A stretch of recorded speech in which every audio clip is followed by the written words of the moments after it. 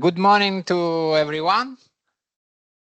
I hope you had a good rest, and now you are ready for another day of stimulating presentations. Our first session of today is dedicated to materiality and visuality of world maps. We have 3 papers. The time is 20 minutes each, and after 10 minutes of discussion. The paper will explore how world maps were made, displayed, and preserved from 19th century and onward, highlighting cultural, visual, and material dimension in different contexts. Now I would like to give the floor to the first paper by Giordana Dim from Skidmore College, USA. Thank you. 20 minutes. Yeah, that will be perfect. About. Good point. I'll try and do 20 minutes without accelerating too.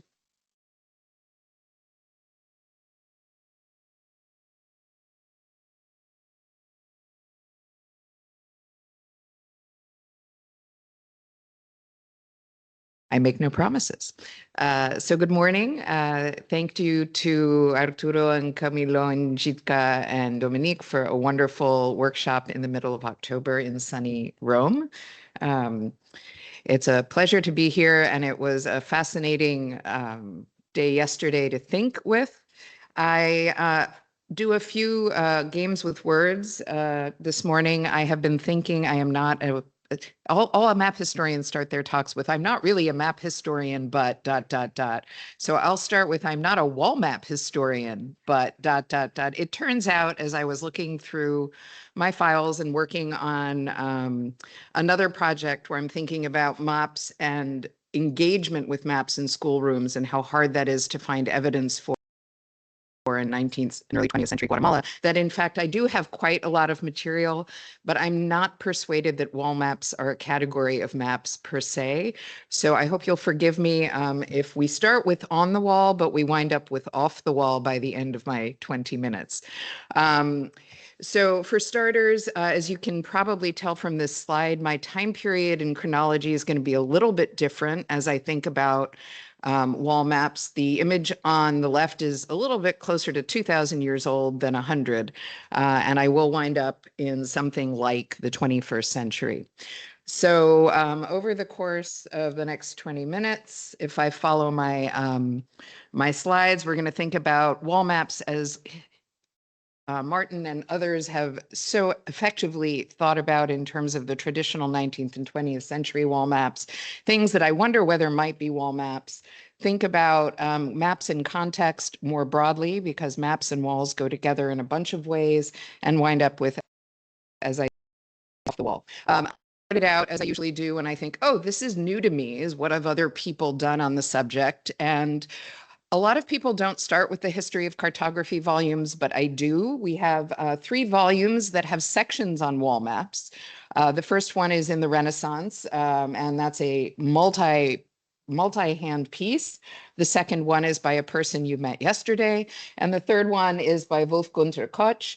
And I think what you see there in terms of the last names, if we're doing a dive on this scholarship, is there's a lot more interest in the German language world than there is elsewhere, perhaps because of certain publishing houses that shall remain nameless.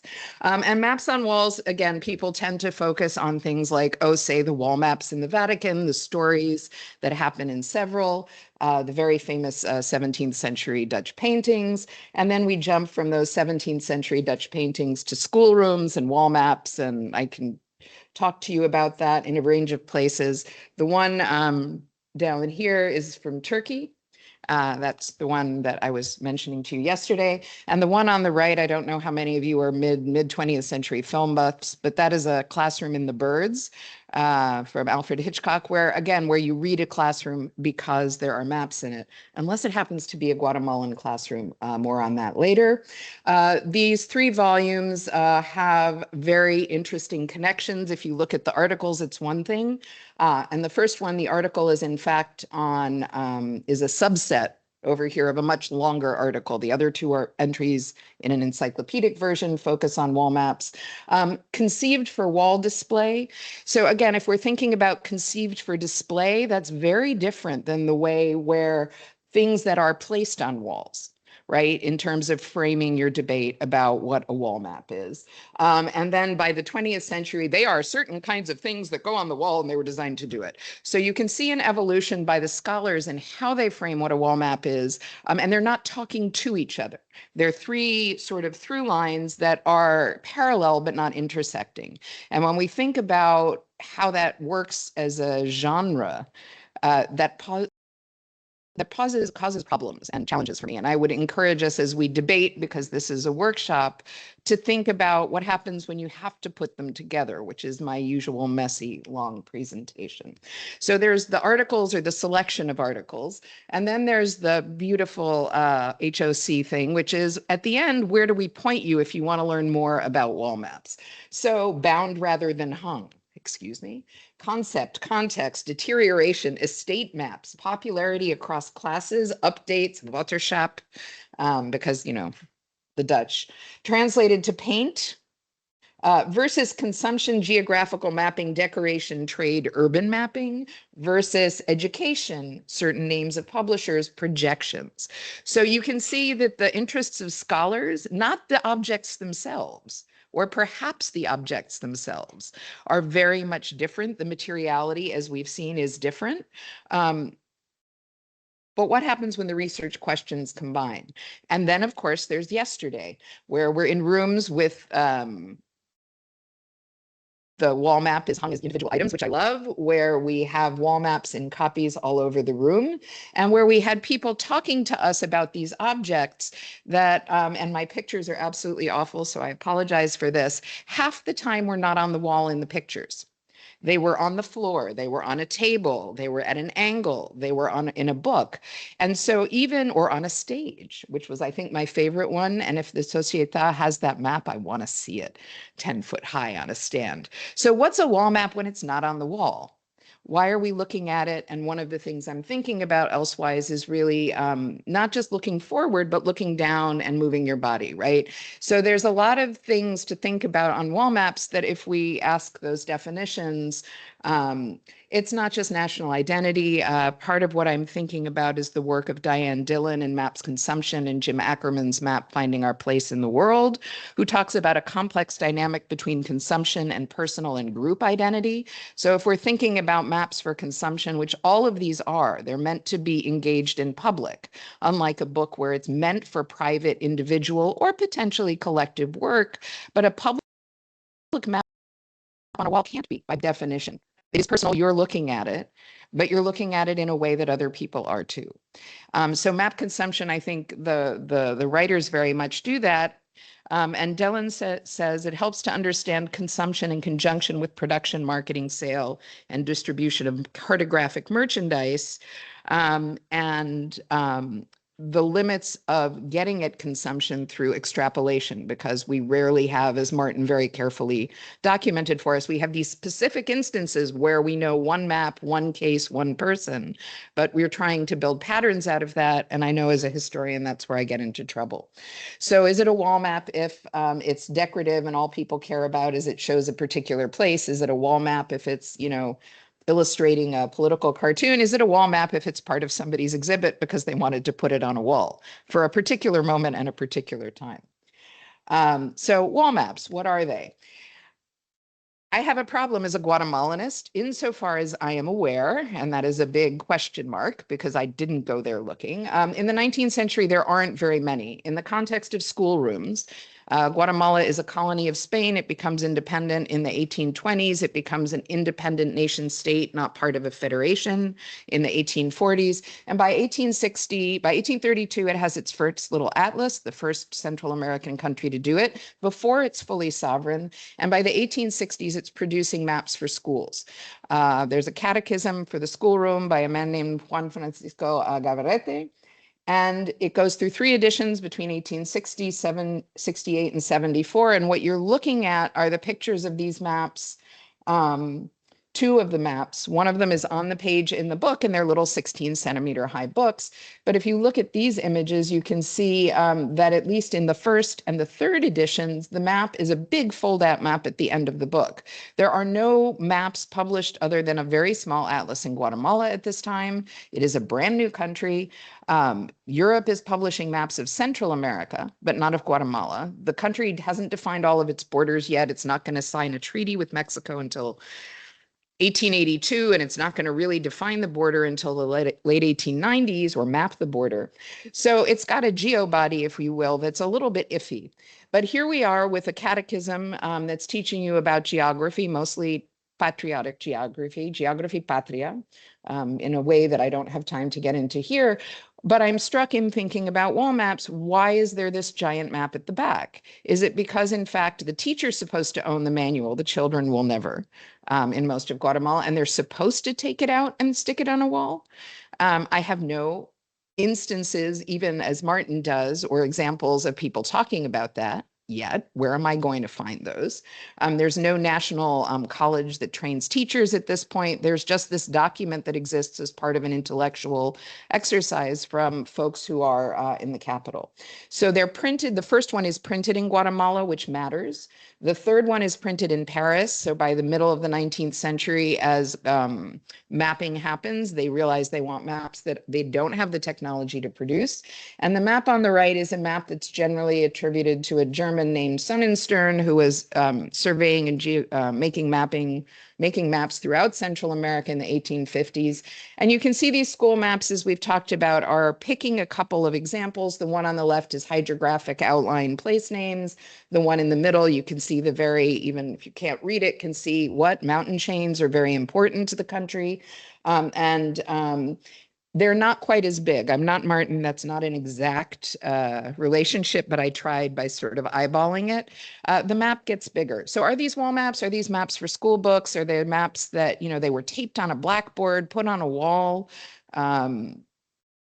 traced? I just don't know, because again, there are very few copies of the book left. Most of them are not in Guatemala. And who knows how they were used and whether they're traditional. By the late 1870s, 1880s, there's a government change. Again, I can't get into the education system. There are several copies of a colored map pair, but not a system, but a map pair. One of Central America, one of Guatemala. The 2 ways that Guatemalans thought of themselves: are we part of a region? Are we part of our own?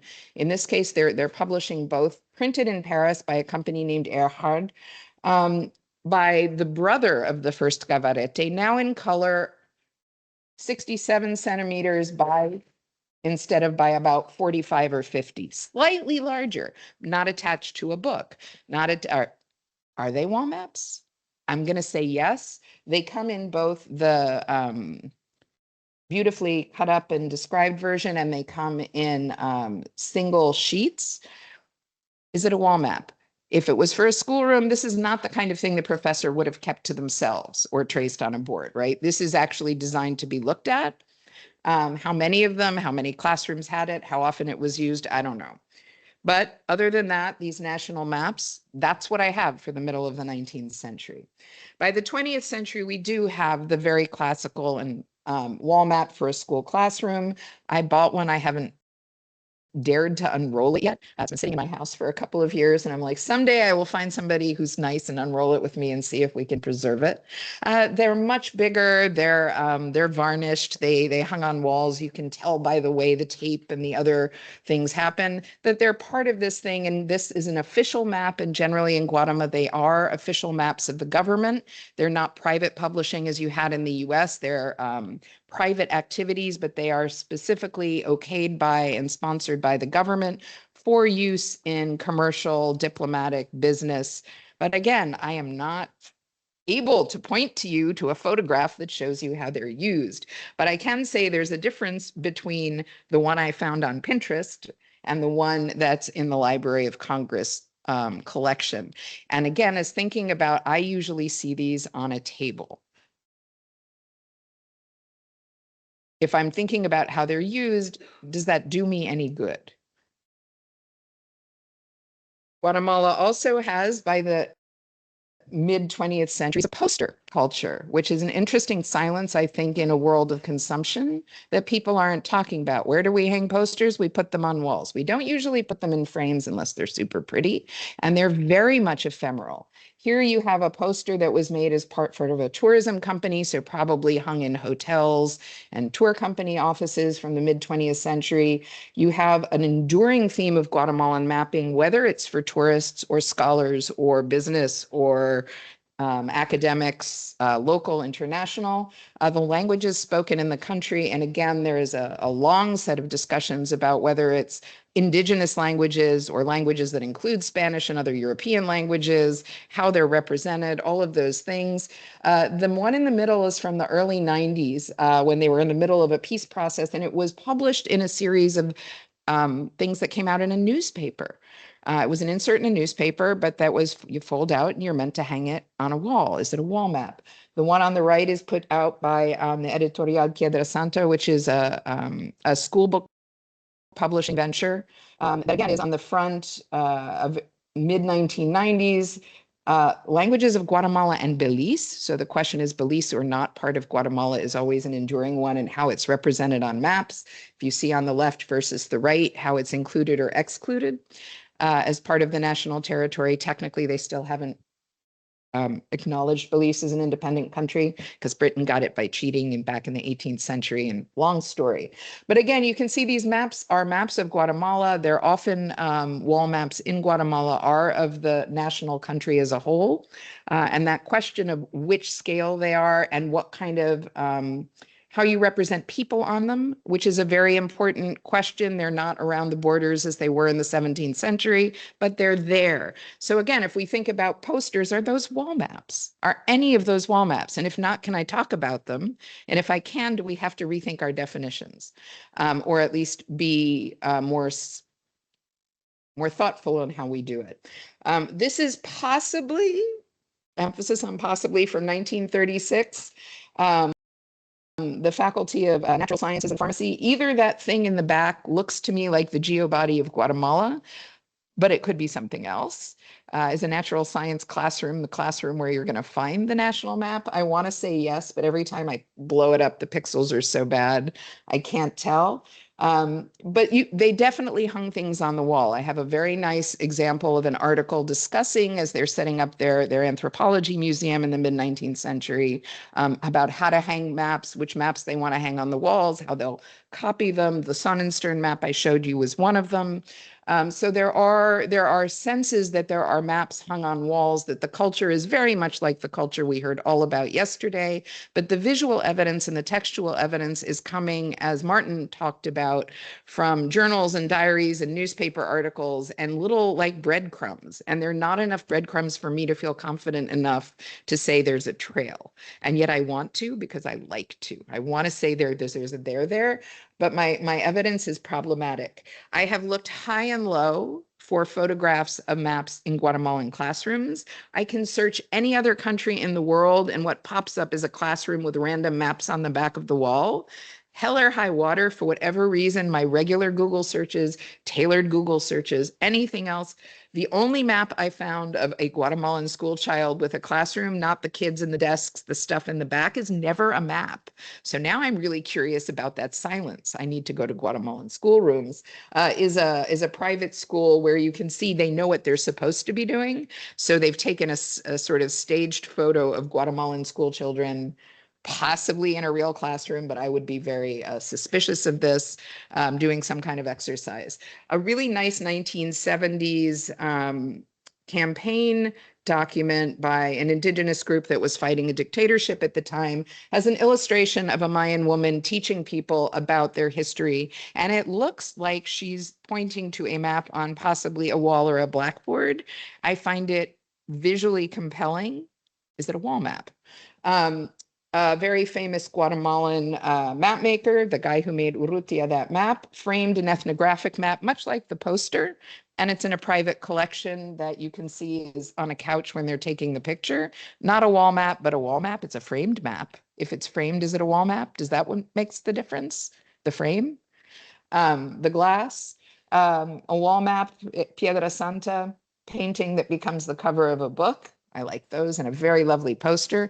The themes about people and who's in the room and who's on the map, different things.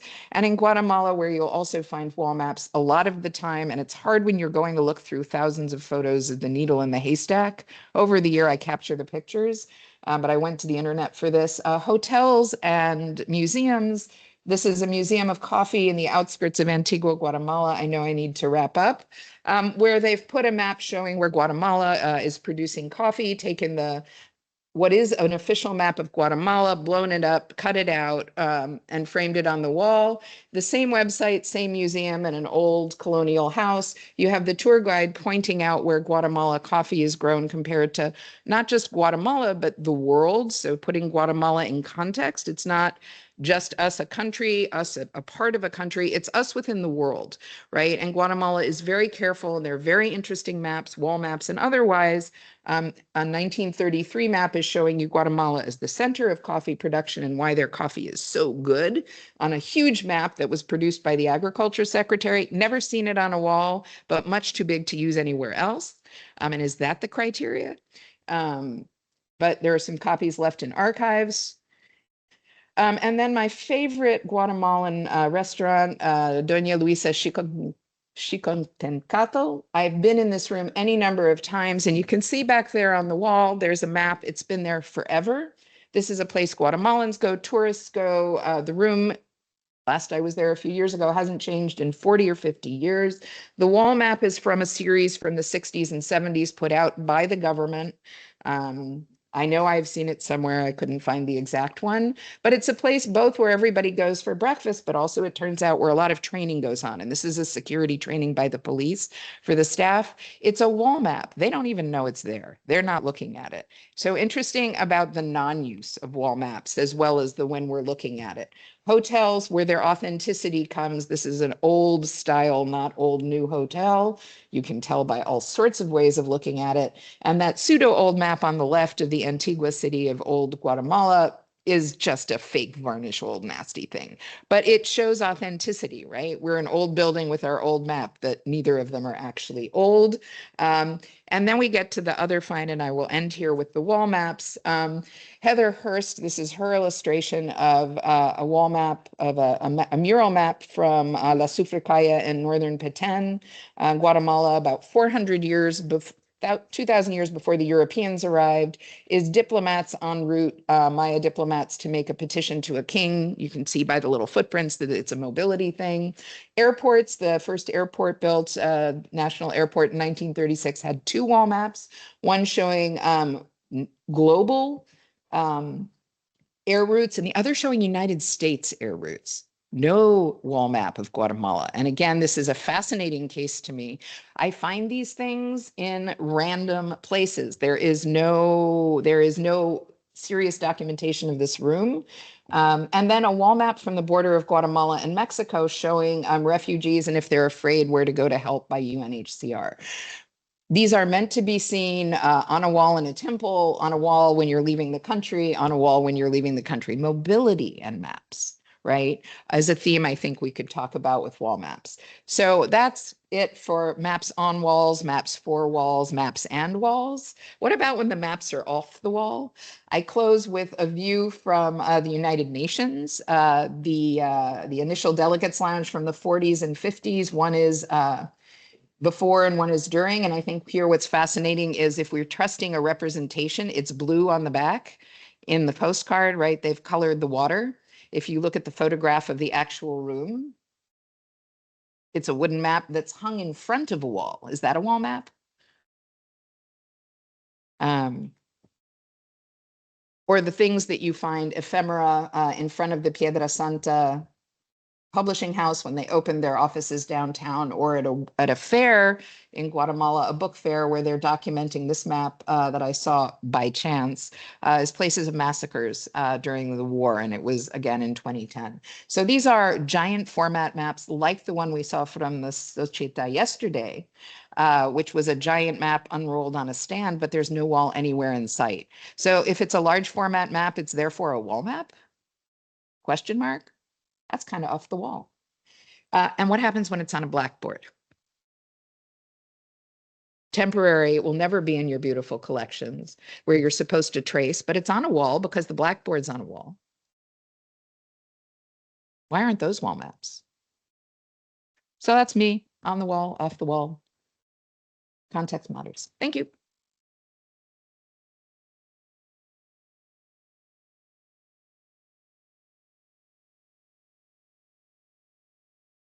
Thank you, Giordana, for your very interesting presentation and for respecting the time.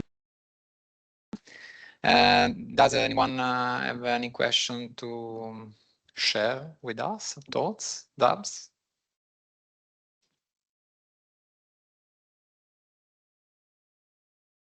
So thank you very much for your amazing presentation and for deconstructing the very meaning and very term of wall map. So what do you suggest? Yeah, I understand wall maps as something, let's say, gigantic, huge maps that don't necessarily need to be hung on the wall, but the very concept of our understanding in something that you can't easily explore by be seated and trying to search for that. So that could be some how to categorize these maps, that you really need to have some space and distance to be able to absorb all the information. That's my point of view, my perspective on wall maps. That, yeah, is it wall maps if it is hanging somewhere in the space and not on the wall? Yes, for me, yes, because it is the size and the perspective you have to take and the distance you have to be able to understand it. That's for me wall map, but yeah, I understand it is complicated. It's complicated. I think what I would say is, as I study Central America, about which most people know very little. And every time I go back to stuff I've been looking at for 5 or 10 or 30 years, I find new stuff and new ways to think about it. So I think my pitch is basically to be a little humble when when we set out to talk about something, to be aware that there may be multiple definitions and they may be not in conflict, but not comprehensive. And so to question rather than presume. Yeah. If you've got an advertisement by a publisher that says, I'm publishing a wall map, okay, you know exactly that this is a wall map. But just because there is a map on a wall, that's it. Maybe is it a wall map, right? And I think that there's a slippery slope. And then if it is a map that can be on a wall, is very different than a map that was painted on a wall and can't come down, right? So are those the same kind of object in our map world if materiality matters? Is the map that I showed you that is a paper map that has not been varnished and shellacked and put on a roller the same kind of wall map as the one, it came off the same printing press, probably more or less the same time. Is it the same kind of map as the one that's actually put on the roller? Is the engagement of me as a scholar looking at it, and I'm sure you guys all have these pictures at an angle when you've got the map that's too big to take with your camera and they don't have a ladder for you to get over it. You're not allowed to bring a drone into the room, right? So how I engage that, the only way to read it, you say the way you read it is by standing back. The way you read it is by getting your nose up in front of it. The way you get a sense of the shape and the big picture is by standing back. Most of the time, I can't even, my middle-aged plus, I can't read those things from 25 feet back. Imagine you're a Guatemalan school child and you're myopic and you haven't got access to glasses. What are you going to get out of that experience? So anyway, Yeah, that's absolutely. and That's it's a wall map that store your wall map in your desk. This has got to be my favorite ad of all time. Cut to fold method, right? Is it a wall map once it's been cut up and turned into a something you store, not even in your big flat collection things, but your leading us Your back to those what Martin presented, like the very origin when there were large map, giant map, and so on. So that's it. Yeah. So I think our conversation is rich but different, I think, if we acknowledge the messiness of the category and expand both the chronology and the materiality and the whatever. Thank you. Thank you.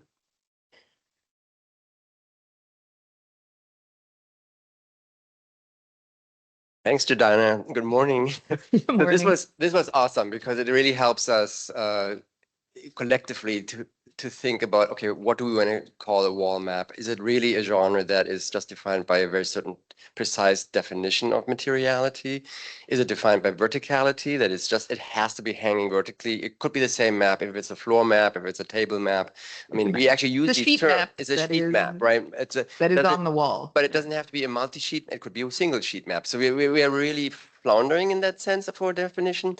But what your presentation has highlighted to me is how wall maps are straddling. On the one hand, there's the physical material definition, and I would go to bat for arguing, well, yes, there are certain parameters that once the map fulfills these parameters, I will call it a wall map no matter what. But what you're showing is actually how maps transcend a certain, any kind of map is transcending a certain map definition where they become avatars of a map. They're like imitation maps. They're not really real maps in the sense that I could fold it, I could unfold it, roll it up, doesn't matter. Like a mural map, or what you had the kids hand-drawn maps. Or I like the ones actually when it is when you said it was not really on the wall, it was just basically projected off the wall at the UN headquarters. So that's an avatar, right? That's pretending to be a map, even though it looks like a map, right?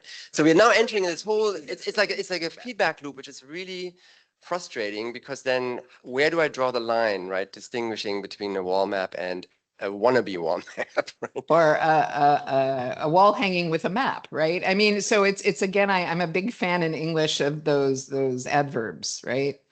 Well, thank you.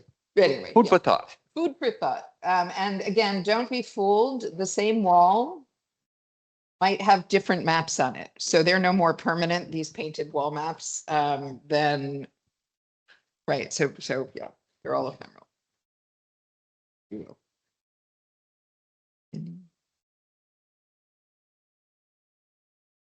Dominic? Thank you. Yeah, thank you so much for this great presentation. And really, it's really thought-provoking. Now, I was wondering, I mean, because when I was thinking about these wall maps on rollers and so on, I mean, usually they don't hang on walls either. They are hung in these hangers, and then they're like, they are the wall. So it's more about like this mode of perception, I think, that makes it a wall map. And if I frame it and hang it on a wall and I have a different mode of perceiving this map, I mean, it's meant to be, maybe it's meant to be studied like with a close look and on a table or whatever, but I think it's more about this modes of perceiving the map that makes it a wall map, maybe, that makes it a wall to look at. So maybe it's more about this way of putting it, maybe, I don't know. Thank you.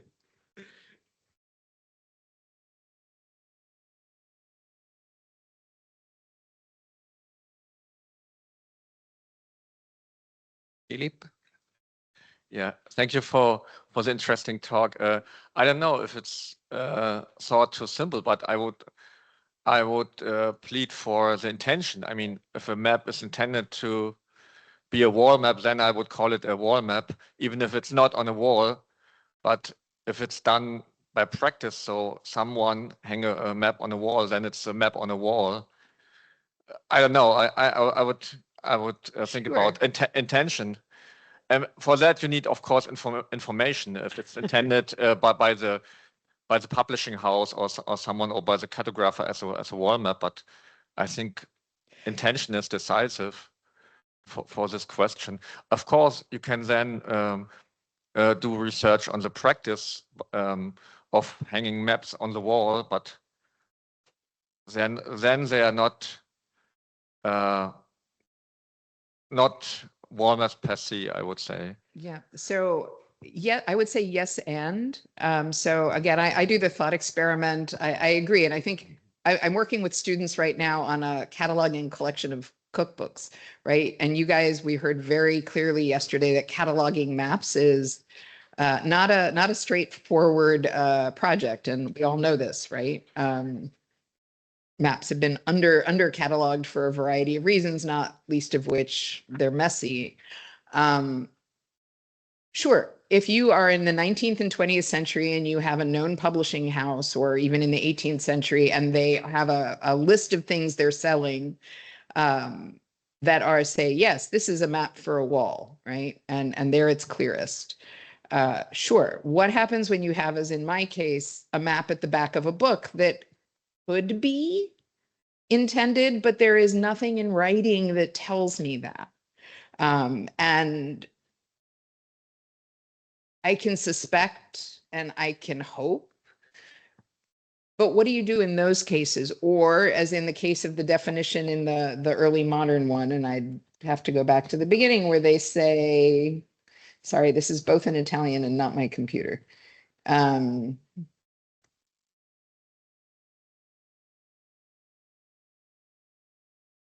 Conceived for wall display gets you there, but there are a lot of maps that, for example, a tapestry hanging in the Alhambra, that's a giant tapestry map.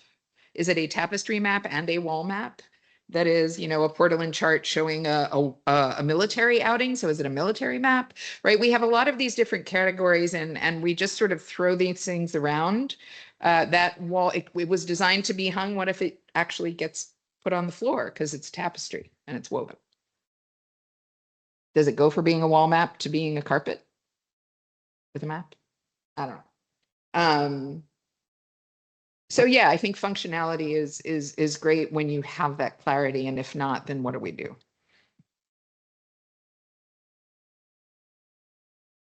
Thank you. Thank you. Thank you for your interventions. If there are no more questions, Right.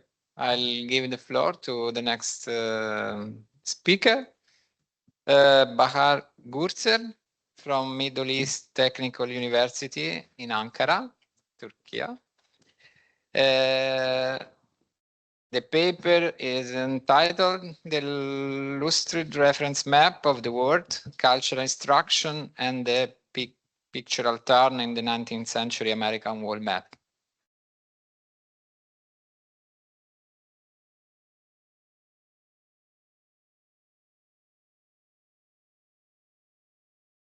Yeah, that.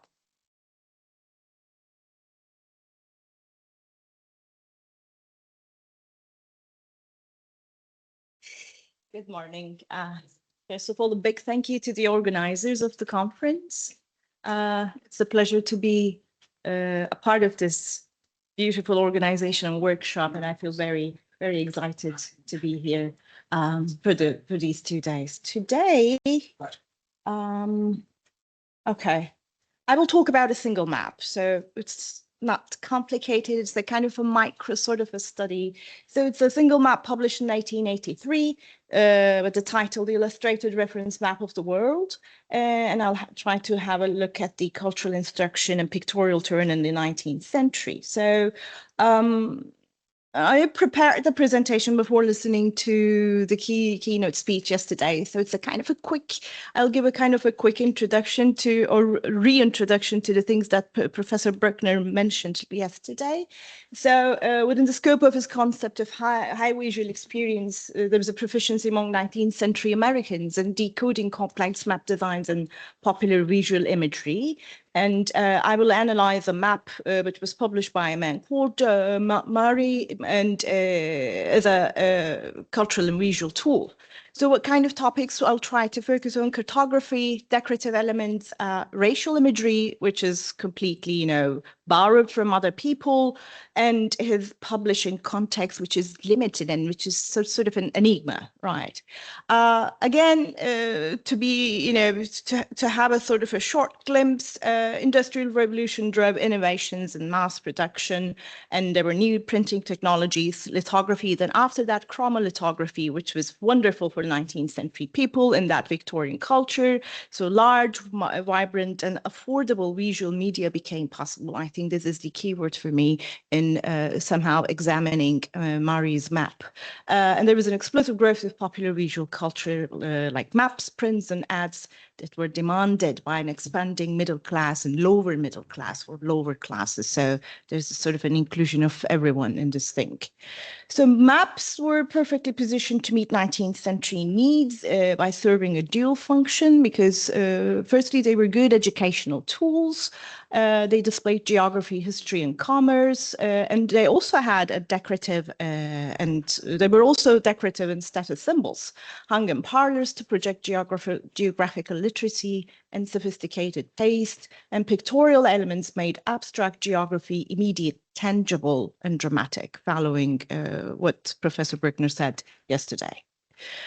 So what about the historical context of pictorial wall maps? While working on this map, I became very much influenced by what I saw in the map called the cottage ornament. I saw some similarities. Here's the cottage ornament for you, which was published in 1953. It includes allegorical figures and exotic scenes and portraits, there's vignettes, and there's bordering, illustrated borders, and it presents moral, historical, and ethnographic information alongside geography. So combining everything which was suitable for the spirit of 19th century Victorian culture. This is the map that I will focus on.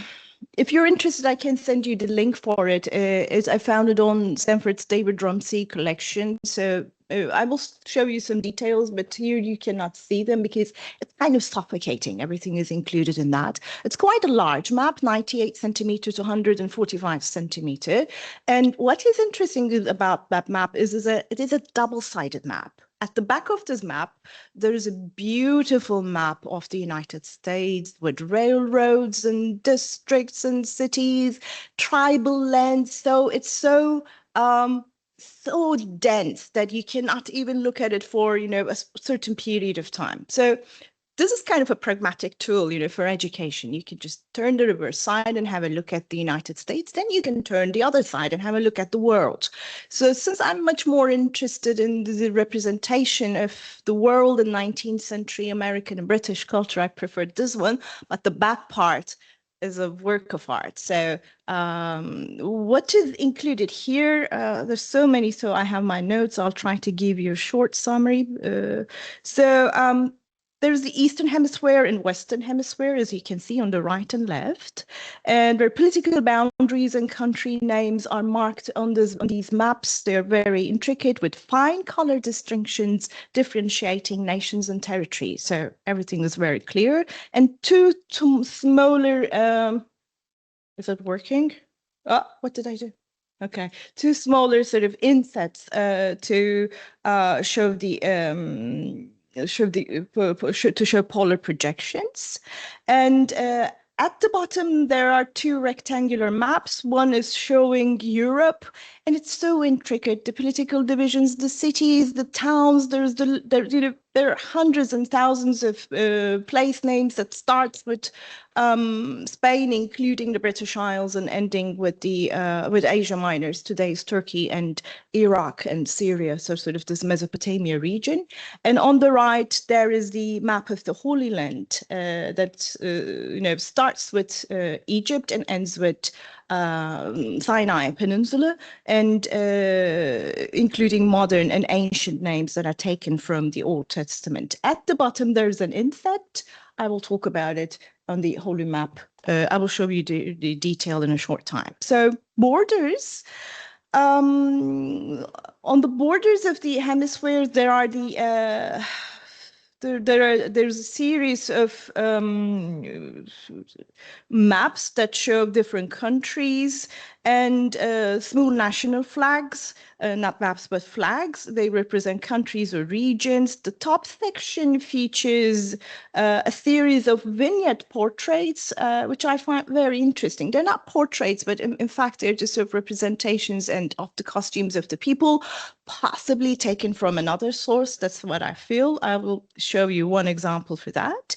And on the left and right top margins, there are illustrated vignettes of landmarks, notable buildings, landscapes, including ancient ruins, castles, churches, and cityscapes.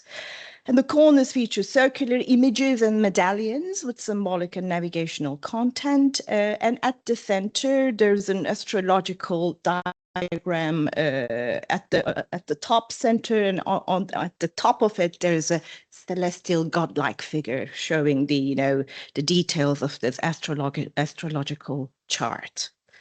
Okay, there are also tables that give information about different countries, their political, situation, whether they are empires or they are smaller states. So there's a list of everything that is included in this map. So as I said, it is very intense, so I wouldn't like to talk about it more. So this is the cartouche, the illustrated reference map of the world. The interesting thing about the audience for students, businessmen, and families. So everyone can have a look at it and enjoy or learn from it. So it was published by Murray in Elizabeth, New Jersey. Elizabeth was known to be an industrially developed city in New Jersey, and it's quite close to New York. So that's how Murray represented himself. The target audience, as I mentioned, was that group, and the map functions as a source of a knowledge dissemination plus a decorative piece. So, what about visual, cultural, and ethnic representations? Just a small detail for you from the top margin. There are portraits. They give you the feeling that they were standing in the same place, but they were divided into small compartments under kind of Gothic arches at the top. The one on the left is a Swiss couple. The one right next to it is a Turkish group, a man seated and a veiled woman and a man. Next to it, there are the Persians, and next to it, there are Greeks. So there's not a geographical order. There's not this sort of a sense, but a sort of a illustration which was designed according to a certain purpose. To me, it gave the feeling that they were really similar to the cards that were distributed, not distributed, but sold with cigarette cards, chocolate cards. They're like that, but they're inserted at the top of a map. So the map is like a collage in that sense. So this is an example for that. An interesting detail is about the representation of stereotypes of non-Western peoples, supporting narratives of civilization. And this is an example for wall maps serving as tools for shaping racial attitudes and cultural worldview. And it definitely had an impact on visual pedagogy and public perception in the 1880s, similar to geography books. And I find this to be very important because if a student, if a person looks at a map and sees these figures, then it clicks in his mind and in her mind. So they regard these people as what is written there. So I show you the detail of the secondary races of mankind, which was designed by Henry Guyot. And the illustration is hand-colored. It's quite intricate, delicate, and it shows the American native, the Malay, and the Australian native. So I made a quick research about this, and I found out that not only this illustration, but the one which was on the right. Let me show it to you. Here at the bottom part on the right, you see the primary races of humankind, the African, the white, and the Mongolian. So in fact, all these illustrations are taken from the book of Henry Guyot, which was published in 1875. That was a single illustration, but divided into two by the publisher, and it was hand-colored and served to the viewers inside this map. The name of the book, if you're interested, Guyot's New Intermediate Geography, prepared for early or, upper kind of secondary school students, published by Scribner in New York in 1875 and republished by Murray in 1883 when Guyot was still alive. He died in 1884. And Guyot is famous for being a good physical geographer, and he followed the Humboldtian sort of a paradigm of combining historical developments in geography. But here, of course, is a pseudoscience. Why did he, represent the Malay, the American native and Australian native as secondary races of mankind? Something you can answer within the scope of Victorian period of imperialism and colonialism and American expansion during that time period on the continent. And at the bottom part of it, there's a view from the Rhine in Germany, which is completely not related to the concept which is given above. Probably taken again, I'm repeating it, that needs a deeper research for another geography book prepared for students, because Americans were very good at publishing geography books during that time period, and it continues with a table. Okay, this is the inset into the Holy Land map, highlighting Christian Holy Land and St. Paul's journeys. And the map, the inset, shows St. Paul's journeys again in a very detailed manner, and it gives you a glimpse about religious education and cultural identity formation in Presbyterian evangelist America in the 19th century as a pedagogical tool. So the publisher is also very important, similarly to the map, because it's a total mystery. I couldn't find anything online about in the archives about Murray, except some advertisements that were published in the regional newspapers. So these are all from the collection of Chronicling America of the American Library of Congress. And here, there are different ads, but this one is quite spectacular because it's like a carte de visite in which Murray represented himself. You see a portrait of Murray and telling people that they could earn $1,000 by simply selling his maps and charts, and he could send the 30-page catalog for free to those people who would like to sell them.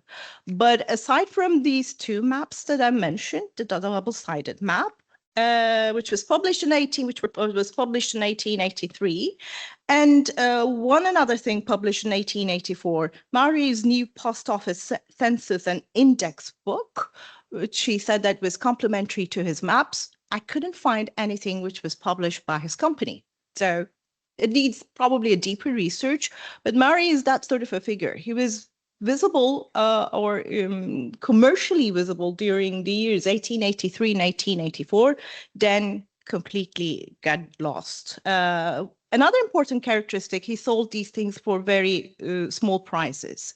The map's cost was only $4, a double-sided map, and it's a huge map. And whereas the index book was only sold for 90 cents, and it included 200 pages. So he was a kind of a savvy and practical map publisher. As you can see, he was looking for agents and promising a certain amount of money for selling his maps and charts. Plus, in these maps, it is openly declared that. So he used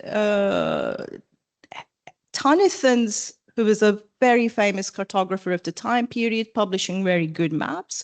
He uses templates and copper plates for producing his own map. So this is also an important characteristic.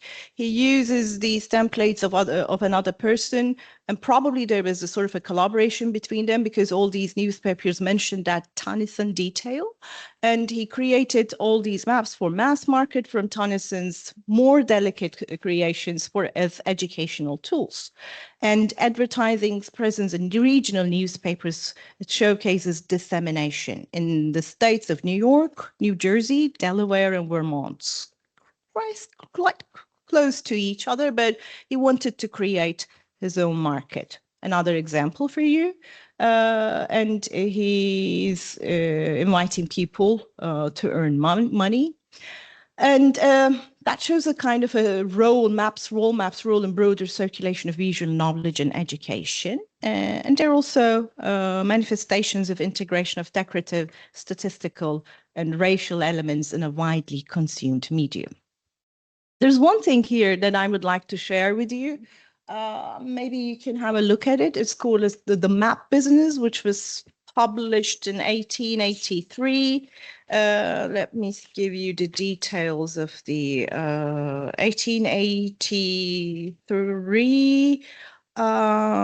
In June 1883, Green Mountain, a newspaper called Green Mountain from Vermont. It says that Mr. Mary's, he was present at a pavilion to get in touch with other people. It says that his publications are the only strictly reliable, new and standard of their kind published. So who wrote this? For what purpose this was written? For this sort of a small publisher, that's also another mystery for me that I would like to learn more about. There are whole counties and hundreds of towns near you. You have not canvassed near which agents are doing better than last season. And there's a sort of a kind of an extremely positive sort of a depiction given about Mary under the title of the Map Business. And I also like the title of the small article. So I just wanted to share with you. Okay, thank you. I think I have some.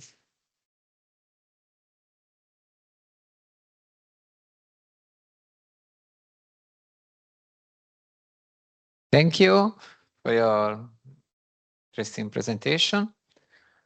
Any questions, doubts, curiosities, thoughts to share?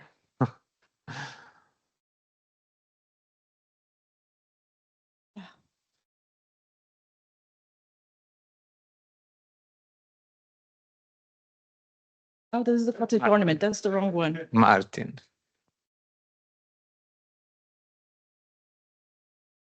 Thank you, Bahar. Can you go to the yeah, thank you. Can you go to that image? Yeah. So what is amazing about it is just how chock full it is with visual quotations, basically, right? And so I'm really curious to follow up with you on what you will find down the road. Where would these be lifted from? I mean, my hunch here, right, is this is probably a transfer printing process using plates, or in this case, lithographic depictions that were published in geography school books. They're incredibly detailed already, so they are also probably on the level of newspaper publications. So we're really looking at popular print culture suddenly being transposed on top of a map construct. Let's call it even, it's not even, I mean, the map part is, if you look at the sheer square inches or square centimeters devoted to actual maps, is probably only half of the sheet of this whole kind of assembly. So then the question is, what are we looking at, right? Is this a picture? Is this a pastiche? Is this a collage? Is this something that has geography and map as part of the equation, but it's something else at the same time? So yeah, I'm very curious to hear your thoughts of how does this, is this what I started thinking about, how these maps were imitating book content, but they're basically just taking the book and magnifying it and exploding it onto the wall so that you don't have to read the book, you don't have to carry the book. Because all the contents are identical to what a book content would be like. Yeah. But minus the words, right? So this is the moment we have, again, the conversation between literacy and visualcy. Are people more attuned to viewing pictures as opposed to actually reading the words that go with them? So it's a fascinating tension that you're looking at. Yeah, but there's also lots of things to read, interestingly, and you have to get closer, as Jordana mentioned, because here there are lots of text and information given. Even the cartouche has this sort of a detailed information about how to use the map. So there are lots of words to read on the borders and everywhere, and you have to get close to it. And also some of the maps are very, very, complicated, especially the map of Europe. That was quite sort of appealing because you can find anything, any place on the map when you have a close look at that. And the one in the middle follows this sort of a Mercator kind of a, style, but there's also sort of a division between different races. So all these different colors represent different racial groups living in different parts of the world. But there are also streams here at the center. There are, different animals living in different parts of the world. So it's suffocating. And if you would like to have the sort of a contact with the sort of a wall map, I think keeping it in the house would be the best thing to do, because you can spend a long time there, or keeping it in the classroom. But it says it's also for businessmen. What can a businessman do with this sort of a map, but it's quite interesting, and it's quite sort of, yeah, it's very interesting, and it's very exciting to see what people were looking at during that time period. And then probably a lot of people bought this map because it was very cheap compared to other wall maps that were published during that time period.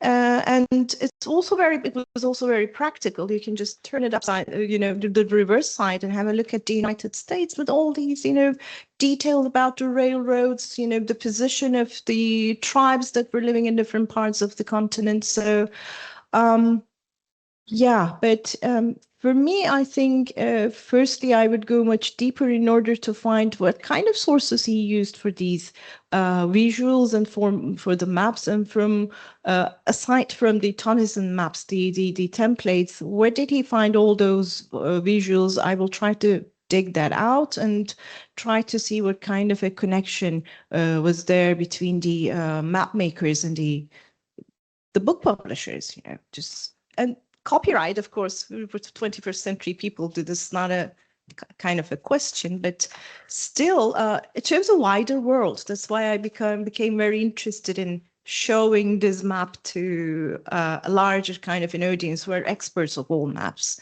And as I said, it's kind of similar to the cottage ornament, the feeling, the sort of the style that you perceive, but it's also different.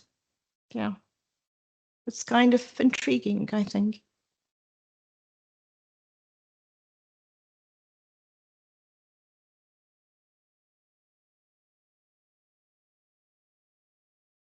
So thank you. It's a fascinating map, and I love the idea that it's double-sided and you can hang it. Do you happen to know if it's one sheet of paper printed on both sides, or if it's two separate maps put on a single piece of linen? Both sides. Yeah. So that's something to think about materially. I wonder, it looks like a geography textbook put on a single sheet, right? With a lot of other bits and pieces, and I'm drawn to the religious categorizations, which if you look at the Woodbridge and Willard textbooks from the early 19th century. Yeah, they're so similar. Right, they're very similar. So I detail it was everywhere in the books, geography right. books. So if you're a professor and not everybody has a geography book, there's the same geography book for the whole class to look at. For the whole class, but for the family and for the business. Yeah, that's also fascinating story. Yeah. Thank you. Thank you for this wonderful talk. And I want to add on all these things that were already said, because I mean, I really want to stress the title. What is a reference map? And one thing that comes to my mind is a reference book. And this was a quite popular genre back then. And I mean, it came out each year with all the up-to-date information, with all up-to-date or whatever is en vogue. And that might also explain why there is like this picture of the Rhine, which is completely unrelated, because they might have used any up-to-date reference book that included this picture because there was some importance to it somehow. And all these other pictures and all this statistical data, which was usually included. And that might also explain why it's aimed at businessmen and families and all these people, because it's like a kind of a cartographic translation of some kind of reference book. It's like to make it easier to digest, it's already like put together, like they sourced out all the important information and put it on there. And then I was wondering, are there any later issue? Is it like issued yearly, or is it just this map, or are there other versions of it? With this Okay. picture, it's just this map and the reverse side.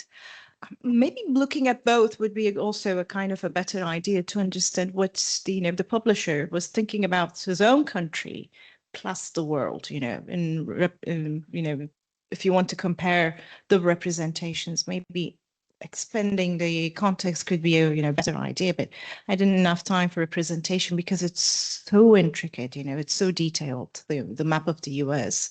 So that would be another story. But there are different kind of illustrations, like Notre Dame, for instance, or the Blue Mosque in Istanbul. So it's just crazy. You lose your mind when you look at it. And just I imagine myself as a 10-year-old American student in the 1880s, that would be too much, or that would be mesmerizing. I don't know. So, yeah.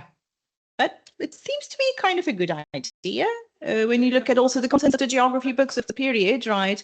Yeah, very practical.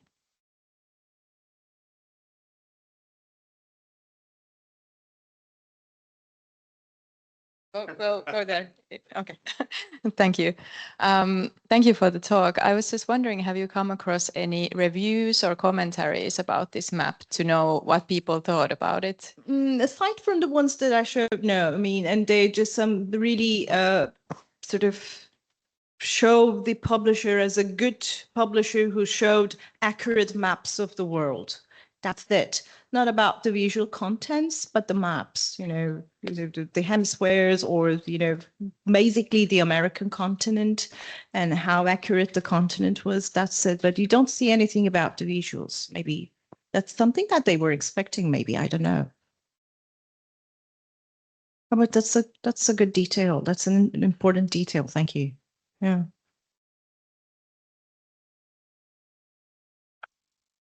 What I found fascinating about this map is, I don't know, but it came to me that there may be two ideals of map making clashing in that map. The one ideal is making available information at one glance, and the other ideal is putting all the information available in one image. So maybe the outcome is a map like this, because there were at the time already too much information. So putting them all together is a bit, but and then on the other hand side, to make them available at one glance, which is not really happening here. But yeah, so these two ideals kind of clashing here, and with that example. Yeah. Do they really clash, or you think is there kind of a collaboration between them? Because the ideal of making Yeah, it's not practical, right? Yeah, of course. Yeah, you need to spend a long time with the map. It needs a sort of an intimate kind of a encounter, right? Yeah. Thank you. Thank you. Thank you. Bahat. Thank you for your to share with us your reflections. It's the time of Seth Irwin from Irwin Paper Conservation LLC. Its paper is about mapping the crossroads, the conservation and preservation of the 19th century county wall maps Just use it. from Indiana State Library. Oh, please. I'll just stick with arrows. Which one is the laser one? That one. Ah, perfect. Okay. Okay. All right. Hi, everyone. I'm so happy to be here for this conference. This is my first time in Italy, and I want to thank all the organizers for all their hard work putting this together. So this talk's going to be a little bit different. I'm not a map historian, I'm a paper conservator, and my talk is going to focus specifically on the technical preservation and conservation of historic wall maps, specifically mid-19th century varnished wall maps. So my talk is titled Mapping the Crossroads, the Conservation of Varnished Wall Maps from Indiana. I also want to preface this with this work was conducted during the period of 2019 to 2024 when I worked as the conservator for the Indiana State Library in Indianapolis, Indiana. I left the library last November. I'm now working full-time in private practice just outside Boston, Massachusetts. While this talk is going to strictly focus on the wall maps I worked on at the Indiana State Library, the approaches I'm going to cover in this talk are the common conservation practices conservators would typically take when approaching a 19th century varnished wall map. So a brief outline of what I'm going to cover during my talk. Martin covered some of this in his keynote. I want to quickly first summarize the definition of what 19th century, what I mean when I say a 19th century varnished wall map. One of the great parts about being at a conference with so many map historians and geographers is that I can focus on the material aspect of these maps as opposed to the scholarly. I'm going to talk about the condition issues associated with 19th century varnished wall maps. I'm also going to talk about the Indiana State Library's treatment methodology. And finally, I'm going to talk about a grant I worked on and oversaw in 2023 called the Noise Foundation Grant, where I oversaw at the library to treat the worst maps in the library's collection. So some definitions. So what do I mean when I use the term 19th century varnished wall map? So starting with a very brief overview of, and Martin covered some of this, what a 19th century varnished wall map is. Varnished wall maps can really be put into a time period from history around 1830 to around 1870, 1880. There are exceptions to this, of course, but the majority fall in this date range. After the 1870s, the material process starts to change a little bit. The colors become more printed as opposed to being hand applied. Maps start to become more single sheets as opposed to panels. The varnish composition also starts to change from being something that was hand applied to being a more uniform coating, suggesting the coating process has also started to change. So really what I'm focusing on, the ones in this particular time period, because they make up a very specific type. So some quick structural components that these maps have. As I said, Martin covered some of this in his keynote. First is the paper. The paper, these maps are typically composed of panels rather than in a single sheet. The paper would be a specific kind of paper called map paper. There could be anywhere from 2 to 9 panels. Sometimes on the larger ones, there's more than that. I've seen maps that are 20, 30 panels. They take up entire walls. But the typical number is 4. Most of the maps that I see are 2 to 4 and usually 4. The maps usually are attached to wooden rods at the top and bottom that they were designed to hang by. Okay. Most of the time, the maps that come to me are missing their rods, but we know the rods were there at one point.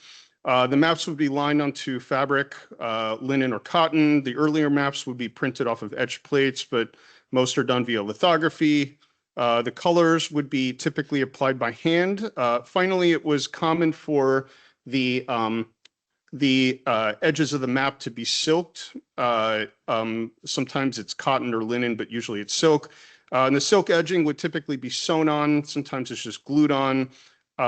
We can usually tell by sewing patterns. Finally, the front of the map would be varnished with a natural resin varnish. And we know this because of research and testing that's been conducted by varnishes that's been done at the New York Public Library Conservation Lab, where they've tested the varnishes on hundreds of maps to compare them. So I think the best way to describe 19th century varnished wall maps of the United States, at least, is in sort of fall into two categories. The first category are the national ones and some state ones, and then the second category are the county and city maps. The national maps were done more by notable publishers like Colton, Mitchell, Walling, Robinson, Smith. The second category of these maps are the county ones, which is the ones that I'm going to focus on. These would include publishers like Cowles and Titus, D.G. Beers and Company, Vickers, and among many others. These were generally funded on a subscription system, and there was an entire cottage industry, as Martin talked about, built around these maps. Map company representatives would go from town to town and try to get people and businesses to pay up front to be included in the map. And they would show homes, businesses, churches, populations, other details unique to a county or region. And these maps were generally produced in small runs. They were usually hung up in city halls, clerks' offices, courtrooms, and so forth. I want to take a brief moment to mention this. So in 2022, the conservation field, the art conservation field, after several years of work in North America, sort of collectively came to this conclusion that varnished wall maps were a field-wide problem for everybody, and there was no consensus or standards for conservators that work on these of how to deal with really any aspect of them. So in the fall of 2022, the New York Public Library and the American Institute for Conservation hosted an international 3-day symposium specifically on the issues of varnished maps. We were very fortunate to have Martin attend there too. This symposium dealt with these maps and discussed every part of these maps, from varnish removal to color compensation to storage and display. And here's some images from the symposium. In the image on the left, you're seeing the Northeast Document Conservation Center demonstrating some of the testing and experiments they've been doing on revarnishing. The top image is a private practice conservator, Tom Edmondson, demonstrating lining and varnish removal techniques.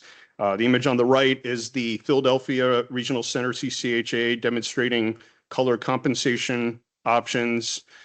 So what came out of this is a special publication by the American Institute for Conservation. It is available in a print version through the AIC website. This talk is actually one of the articles in that book. Martin also has a wonderful article in there as well. It's also available in a free web version. It's an amazing publication, and I think, as far as I know, it's the only publication specifically on the conservation of varnished wall maps, and I encourage you all to take a look. The goal of this symposium back in 2022 was to establish some industry guidelines and standards for working on varnished wall maps, and I believe it accomplished that. So the next I want to talk about common condition issues I often see with these maps. So the first and most obvious one are issues associated with the varnish. It will often become discolored and cracked and result in pieces flaking. It might also go through a process called blanching, where varnish gets cloudy and will obscure the details of the map. Water damage is almost a sure thing with these maps. I've seen hundreds of these maps, and it was almost like a rite of passage to hose them down. Every one of them has water damage. Deteriorated fabric backings. Oh, back up. Deteriorated fabric backings that are torn and dirty, losses to the maps and fragmentation. Often the fabric is the only thing holding the map together. So when the fabric gets damaged, the pieces come loose. You have color loss. Finally, modern adaptions. Often these maps suffer from bad repair jobs or recoloring. I worked on several maps a few months ago where somebody had actually paint rolled Elmer's glue across both sides of the map, some bad restore shops. So modern attempts at repair are sometimes the worst. So I want to talk about the work conducted on the wall map collection at the Indiana State Library and the treatment methodology. So in the image on the left, you can see this is the Indiana State Library. In case any of you aren't familiar with where Indianapolis is, here it is on a map on the right. The library is part of the Indiana state government. It was established in 1825. It just celebrated its 200th anniversary. So this is the library's paper conservation lab. It was where I worked for a couple of years. So the Indiana State Library's collection of varnished maps is primarily composed of county maps of Indiana, and while there are a few national ones, the majority of the collection is in the Indiana division. The library holds about 200 varnished maps, and most of these the library has the last remaining copy of. Several assessments have been made over the years of the collection, but the crux of it is that most of these maps were in awful condition. And here are some of the examples from the collection. There are a few national ones as well. Since the library is 200 years old, there was a likelihood that many of these were acquired in the mid-19th century when they were first published. Most of these maps were found in rolled storage with envelopes of loose pieces. Even the act of unrolling them would cause pieces to fall off. And for much of the early 20th century, the library was heated by coal, so most of the maps were pretty filthy with coal dust. The maps were deemed unusable in virtually every aspect, and they were listed in the catalog as condition critical. They couldn't even be digitized. The maps were also some of the most requested maps in the collection, and because they weren't accessible, it was just disappointing for the map librarian to just say, sorry, you can't look at these. We can't even digitize them. We knew what they were, but that was as far as it went. So I'm going to go over the two methodologies the library used when approaching the repair of the varnish maps. So the first methodology would be considered separate the maps into its individual panels, treat the panels, and then leave the map as separate panels. And so here is an example of this approach. This is an 1872 wall map of the Indiana County of Logansport. The map had been artificially cut up into non-historically accurate sections. It had been edged with paper tape, and also packing tape had been applied to the front. So it was a mess. So this is after it was repaired. This map was originally printed into 4 distinct panels of paper before being put together as a complete map. After repair, it was left as 4 panels. This approach was to leave the map in those original separate panels. And so this methodology was used for several reasons. First being storage. As a complete map, the map would have had to been stored rolled, which the library really wasn't equipped to do in large quantities. In panels, it could be stored in a standard flat file drawer. As panels, it's also easier to digitize and used by researchers. So if the map ever needed to be reassembled back to a complete map, it would be pretty straightforward and easy to do.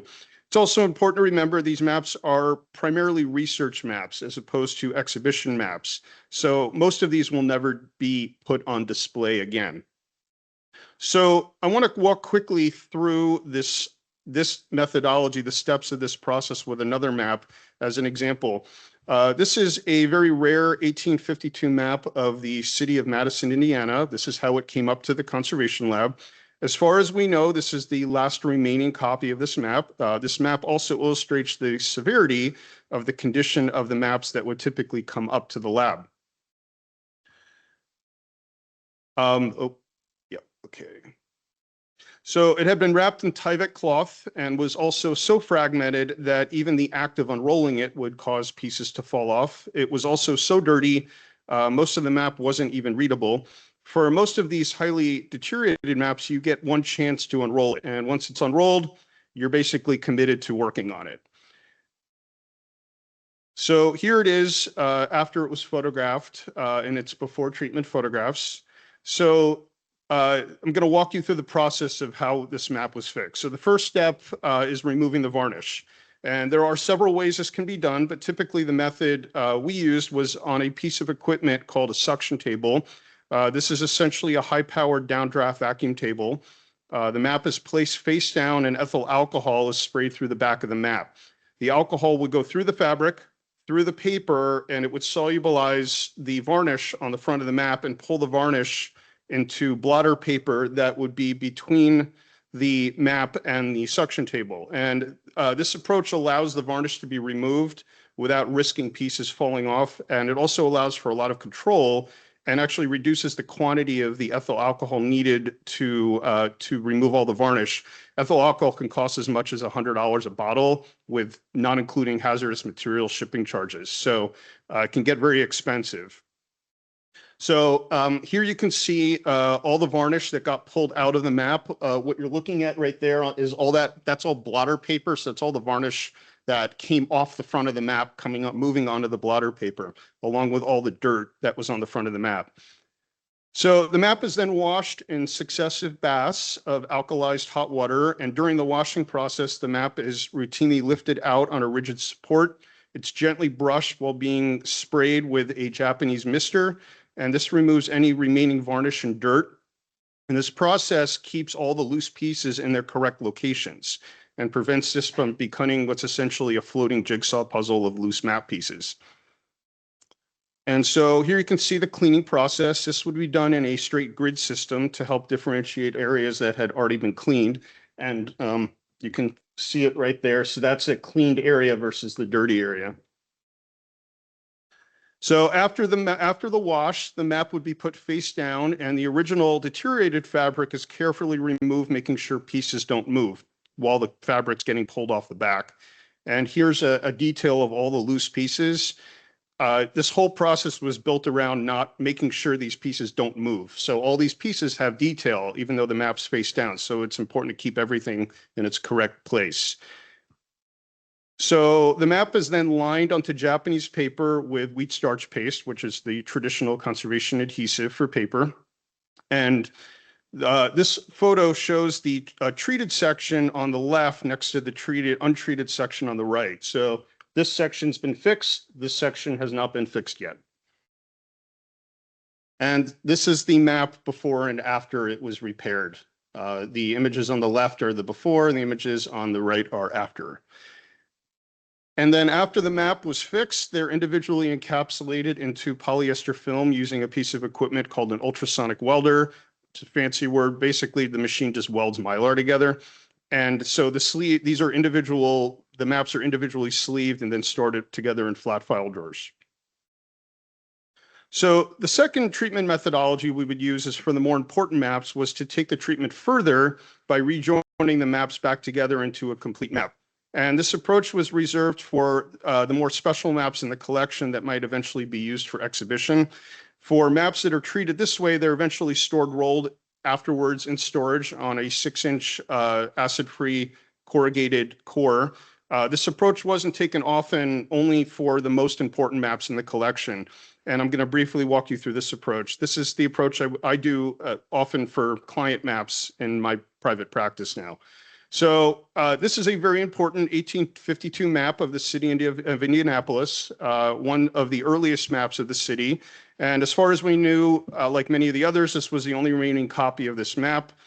This map had been cut up into sections and was bound into a fold-up map style. We called this dissected maps. Unfortunately, this was a very common process for the library in the early 20th century. And because of how important this map was, it was decided it should be brought to an exhibition level treatment. And as you can see, the before and after treatment. So this is the before on the left and the after on the right, where we put everything back together again. This process also involved loss compensations, such as filling in holes. That summer, I had a graduate conservation intern working with me on this map. Her name was Catherine Miramonte. This sort of became her project. In this image on the left, you can see she's filling in holes on the map through a process called a pulp fill, where she uses a pulp slurry to recast lost areas and holes. And on the right, you can see all the map sections, all the panels were put together before they're lined on a new fabric, just making sure we lined everything up correctly. So in the image on the left, Catherine is pasting out the new linen, and in the image on the right, she's laying out the individual panels onto the new fabric for the lining. We use a high weave airplane linen for this. For most of these maps, the panels were printed in a specific sequence of how they're meant to be put down on a lining. And this usually starts with the bottom sections are put down first from left to right, and then you go to the top sections also from left to right. So I'm going to talk briefly about a grant project we worked on called the Noise Foundation project we did on the collection. So during 2019, I spent most of that year working on the map collection, but at the end of the 2019, I had to move on to other projects. So We had gotten a number of maps completed during 2019, but there were still a lot more, and it became clear the only way we were ever going to make a dent in the collection was to get another person in the lab with me to work on the maps. So in the fall of 2021, the former Indiana Division librarian, Monique Howell, and I applied for a grant with an Indiana-based grant foundation called the Noyes Foundation, and the Nicholas Noyes Foundation to give us money to hire a contract conservator to work on the maps, and we were fortunate to be awarded the grant. So the protocol for the grant was very straightforward. This was going to be a purely stabilization-based project. Document the maps, divide the panels, remove the varnish, wash, line, and then encapsulate. And we picked out 25 of the worst maps in the collection, and this was, as I said, essentially a stabilization-based project. So we were very fortunate to be able to hire a local private practice paper conservator. Her name was Belinda Carroll for the project, and she was absolutely fantastic. And when I ended up leaving the library last November, Belinda took over my position as the library's conservator, which made me really happy since everybody loved working with her. All the maps were first photographed. This is our imaging setup. We have a phase 1 system. So all the maps are first photographed. And then many of the maps had additional layers of fabric that had been put on over the years on the original fabric. So that had to come off first. Before we can work on a map, we have to test all the colors out. So this is Belinda doing solubility testing on that suction table, which is that right there, using a pipette with alcohol to make sure that the alcohol won't affect the colors. We have to separate the panels out. So this is done with a steam via a focus nozzle. I want to show this. This is a great example that just because a map doesn't have color doesn't mean it never had color. This map was a multi-panel map once that had no color in it when we looked at it, but once the panels were separated, the seam where the panels overlapped actually showed color. So this map at one point did have color, and now it doesn't anymore. So all the panels were then individually lined onto Japanese paper. One issue that I had never experienced before was silking of many of the maps. And for many of you who aren't familiar with silking paper was essentially the predecessor to plastic lamination for paper. In the days before paper would be laminated with plastic, if you wanted to hold fragile paper together, you would paste layers of silk to both sides of a sheet. I'd only ever encountered this on smaller documents until I got to the state library and started observing large maps coming up to the lab covered in layers of silk. This silking was done obviously with good intention, but it held a lot of the loose pieces together, but it created a lot of problems for treating the maps as the silk had to be taken off. So it was also kind of fun to try to figure out where they got all the silk from until one of the librarians pointed out that there was a hosiery plant in downtown Indianapolis in the early 20th century, and we actually found pictures of it. And it was a few blocks away from the library. So the library was buying tons of silk to silk all these big maps. And the removal of the silk would happen during the wash. And if you were lucky, it came off as big chunks. And if you weren't lucky, it came off as small pieces. This stuff is disgusting. It looks like it comes out of your nose. It's pretty awful. Yeah, it's really slimy and gross. So here's another example of the silk removal. It's just the same map before and after. So that's the silk coming off, and that's after it came off. So here's some examples from the before and afters from the project, which was over a 6-month period. She did get all 25 maps done, which was amazing. So these are some examples from the project. The maps, when they were repaired and left as panels, but when they were imaged, the images, we'd put the panels together. So in the images, it looks like a complete map, but then they were put into storage as individual panels.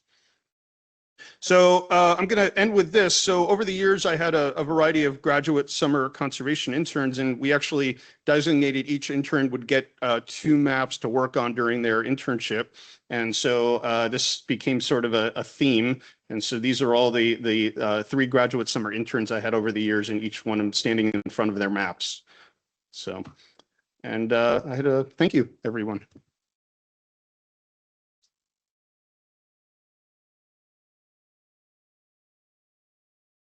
Thank you, Seth, for your presentation that give us a different perspective about wall maps that one of the professional working on restoration and conservation aspects.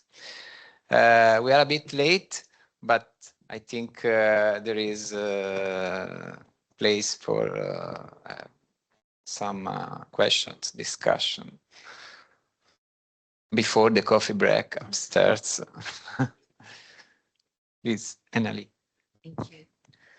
Yeah, thank you for this amazing process you were talking about. I was wondering, because we are very interested in how the maps were used, and sometimes you can see it because some parts of it are just like they have pointed so much to that part that it's disappeared. So when you are trying to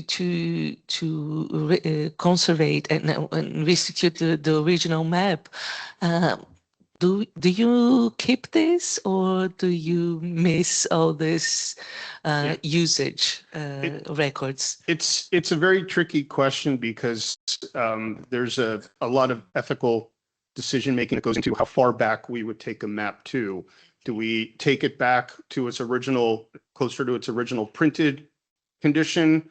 A lot of these maps, especially the county ones, sort of became living maps. They were recolored over time. You know, as counties changed, the colors would be added. Often they would be colored on top of the varnish. So when you take the varnish off, sometimes colors go with it. And there's a lot of discussion that goes into this. Thankfully, as a conservator, my job is to present options, and I let the curators or the librarians make that decision, because I'm not a map historian. All I can do is give the options that are possible, and then we decide how far we're going to take a map back to. Every map is a different discussion regarding this, you know, and especially the decision of how are we going to reassemble it? You know, does a library even have room for a 7-8 foot wall map? You know, I mean, there's only so many of those we can store rolled in the vaults. You know, and you know, how is it going to be used over time? You know, there's all of this becomes a factor. You know, in a field, we're always supposed to respect original artistic intent and manufacturer decision. We know how these were sold, but you know, they changed over time. So when we were deciding on the dissected maps, those were cut up so they could be folded and put on a shelf. That's how they were used, you know, that's their usage, but that's not how they were sold or meant to be displayed. So thankfully, I don't have to make those decisions.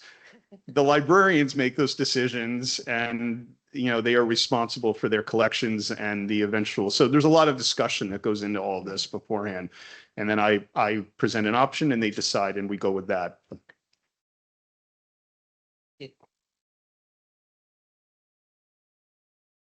Thank you. Thank you a lot. How many times do you need to clean a map? For example, one of these showing by the tree woman. For most of these have never been cleaned since they were first made. So in theory, if they're stored well and treated well, only once. These maps will hopefully outlive me and be around a lot longer than long after I'm gone. So we hope only once, if they're taken care of well, and we give suggestions on storage, and then that's it. And then we also put in sort of guidelines in terms of how they should be displayed and how long, so we don't end up with color loss and such things. But in terms of cleaning, only once. Once that varnish comes off and they've been cleaned, you've taken 150 years of dirt and grime off of them. Then at that point they should be good. As to how they're going to be used down the future, I'm not at the library anymore. Years from now, everybody will have changed. So who knows if they'll still follow those guidelines, I hope. But we, in theory, only once. There is a good deal of research going right now into revarnishing. There's a reason that varnish was put on there. It was both aesthetic and also protection. It was sort of it's like a painting. Varnish is like a sacrificial protective layer.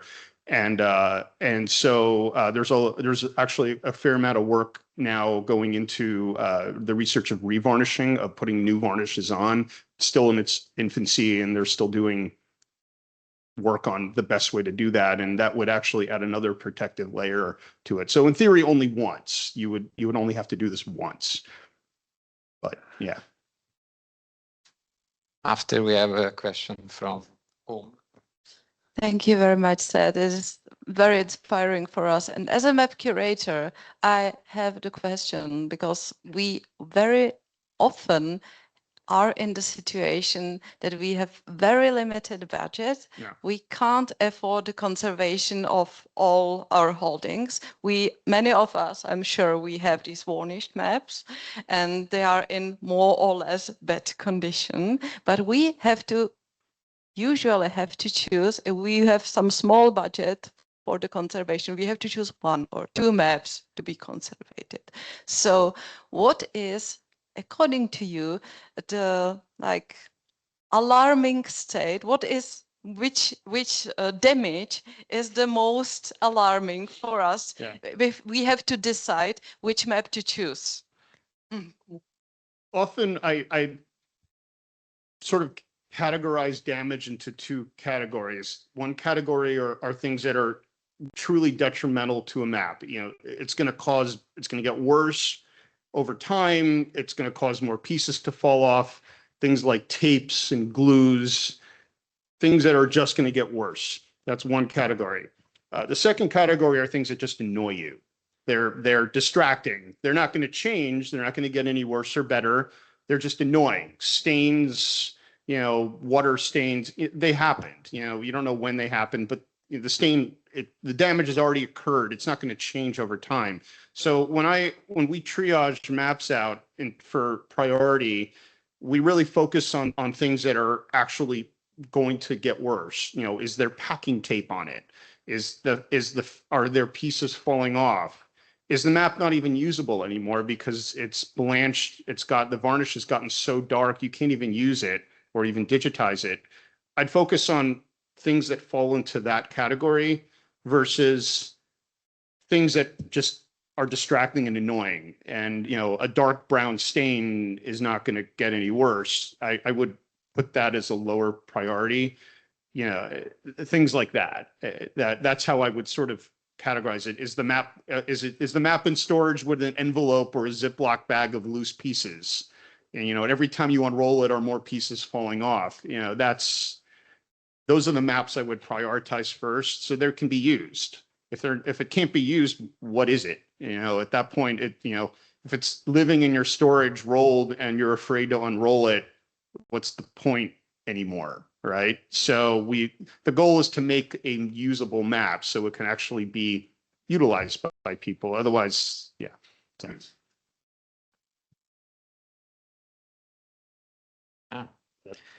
There is a question from yeah. Dorofeva Lichtman. Right question. About the origins of silking and framing with silk. Did I understand correctly that one relied on the local silk production? Could you give more? Okay. More details on how the silk frame looked like? So what is folded silk ribbon? It's a very good question. We actually don't know a lot of the answer to that. We hunted for a while to find the actual written procedure for how these maps were silked. We ended up finding it something resembling a document with instructions that from the 1920s that actually gave step-by-step instructions on how the state library was supposed to silk maps. And it was essentially, they would just use a starch adhesive and they would just get silk on rolls and glue silk to the front of it. And that was that. It was a very straightforward thing. They would buy them, as far as we know, they were bought on rolls. They would walk to the local silk factory and buy rolls of silk. And the silk was one piece. It wasn't sections glued on there. It was one big piece of silk, which is something I had never seen before on things of this scale. So it was locally purchased, yeah, at a hosiery plant a few blocks away from the library. Thank you for the question. Yeah, pure silk. It's really gross. Yeah, it's a Koza rice paper. We use a Japanese paper. So there are two kinds of Japanese, handmade and then there's machine made. We use machine made paper. The quality level of the machine made paper has gone to the point now that it's easier when you're doing larger scale items within a like a map, instead of piecing together individual sheets. You can buy machine paper on rolls. It's a type of paper we get. It's called Sekishu medium. It comes on 500-yard rolls. So yeah. Any more question? Doubts? Curiosity? Thank you. Thank everybody. you. Thank Yeah. you, Irwin, Seth, and to all the public.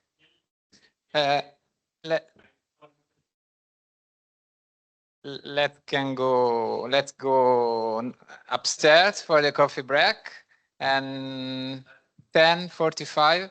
No. At 11:45 we start again. We have to start on time to respect the whole time, the whole timings. Yes.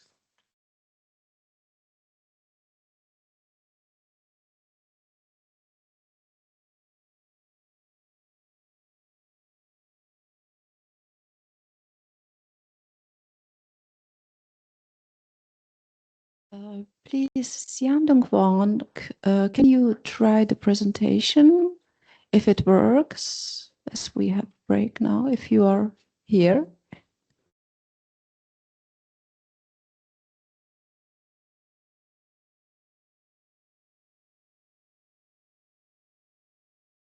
Hello. Can you hear me? Thank you. Please just try it if it works. Yeah. Try will to share the my- screen, please. Yeah.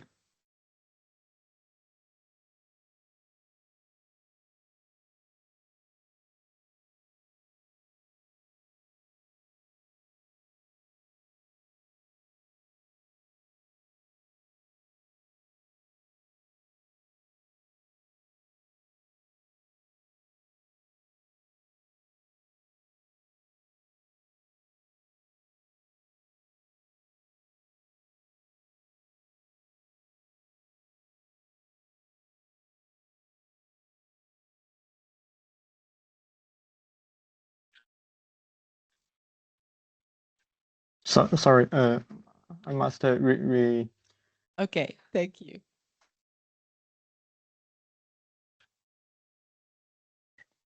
Should work.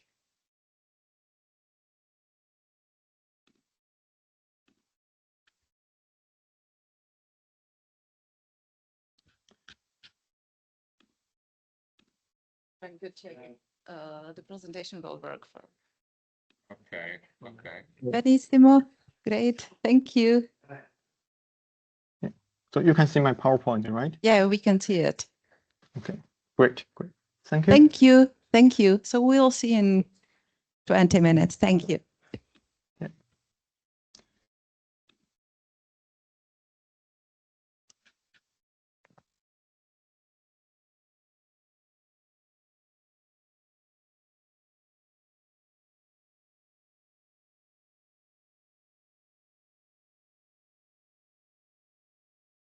Hello, it works. Yeah, okay. Please, if you can sit down and yeah. Yeah.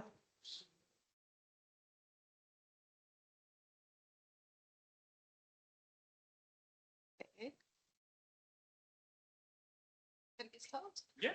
So, at 1:30 the lunch. Uh-huh. At 2:30. You will tell it after the session or no? Okay, yeah. Okay. Yeah, Or if you want to remind now for later, I don't know. Oh, I think after. Okay. After. Okay. Ladies and gentlemen, welcome to the fourth and last session of our workshop. Like in which we will face the topic of wall maps as political media. And I'm very happy that our first speaker is Johanna Skurnik from the University of Turku in Finland. And she will give her presentation about reading the news with wall maps in the early 20th century Grand Duchy of Finland. Johanna, the platform is yours. Okay, now this is on. Thank you very much, and thank you to the organizers for this great workshop and for including me. It's very nice to be here. And my talk today is really kind of a case study of a set of maps that I have not been able to examine at all. so let's see what we can make of them. And I will be discussing this group of wall maps that were put in circulation by newspapers in the Grand Duchy of Finland, which was at the time, at the beginning of the 20th century, still part of the Russian Empire. And these maps included world maps, maps of Europe, maps of Scandinavia, and maps of the Nordic countries. And they started to be advertised by the newspapers in the early summer of 1901. First came the world maps, and then a couple of years later, maps of Europe started to be advertised, and so on. And thus far, I have not been able to track down a single copy of any of these maps that were advertised, even though they were put in circulation in thousands, and they were highly popular. So in this presentation, I will kind of go around the maps using materials from newspapers and a couple of photographs that I have of them to discuss how they were then used to read the news and also to do other things. So here goes. And here we have a couple of these advertisements. They were either these lengthy ones or then just simple announcements noting the prices that appeared in the newspapers. And in this talk, I'm interested to explore these questions. So what kind of maps were these that were advertised? Who made them and why? What can we know of their uses and reception? And what did their mobilities do and mean? And kind of what kind of work did they do in the Finnish society at the time? And I'll attempt to answer these questions. So as I said, the most earliest announcements of these maps started to appear maybe in the May 1901. And they were actually part of this broader kind of early 20th century campaigns that were used by Nordic newspapers. I have found similar instances from Denmark and also Sweden. And they were pretty much advertising these maps to lure subscribers to the newspaper. So they were using large wall maps to attract new or to attract people to make a subscription to the newspaper. They offered the maps for a relatively affordable price. The maps could also be purchased from bookstores, but if you purchased it with the newspaper subscription, it was a lot more cheaper. And they were always advertised as essential to reading to follow the news. And here we have an example from a newspaper published in central south parts of the Grand Duchy of Finland in Tampere, also known as the Manchester of Finland for its cotton industry. But so there they are kind of detailing how how several newspapers, both abroad and in Finland, have acquired for their readers cheap maps of the world so that everyone can follow the news. And then they go on to kind of note a little bit of these details of why the map would be relevant. There was the war in South Africa, the fear of war in South America, and migration to the United States, which was, of course, at the time, thousands of Finns were migrating to the United States, so they were kind of tapping into that need of a world map for every Finn. And then they were saying that even though there are these place names is always coming up in the newspaper and people were able to read the news, they didn't really understand where these places were. So that's why the map would be essential. And many of the newspapers also made the point that it would be useful for students as well. So mass education was really kind of starting to become widespread in the Grand Duchy of Finland. There were wall maps directed to schools, but not that many affordable maps available for anyone to buy for their homes. So they were kind of also tapping into that kind of need here. What we know about their making is quite interesting. So these can be perhaps labeled as these trans-imperial products or transnational products. They were custom made in Sweden and or Germany. It seems that there may have been two suppliers. I'm not entirely sure. For each newspaper. So the map was kind of the same. They were made in Swedish and in Finnish. And then the title of the map was always like the world map of Tampereen Uutiset or the world map of Vasa Post or something like that. So they were kind of customized to the newspaper in question. And they never mentioned the makers of the maps in the advertisements. The most kind of accurate is that they note that it's made by a certain big foreign publishing house. So the maps are kind of something that just come up and they are very much attached to the newspaper. So that's kind of the important point there. And the newspapers also use the same advertising texts as the Swedish newspapers. So there's also that kind of borrowing and translation process going on there. What they do emphasize in the advertisements are the material characteristics and the language of the maps, and always noting the coloring, the sizes, the fact that they were ready to hang, so you could just get them and put them to the wall of your home.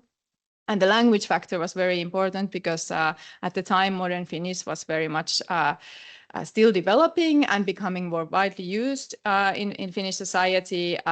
There were a lot of Swedish maps available, but Finnish maps were really a kind of a rarity still. So that was, of course, important for the process of nation building, which was at the time happening, and the maps were then maps and the language was part of that.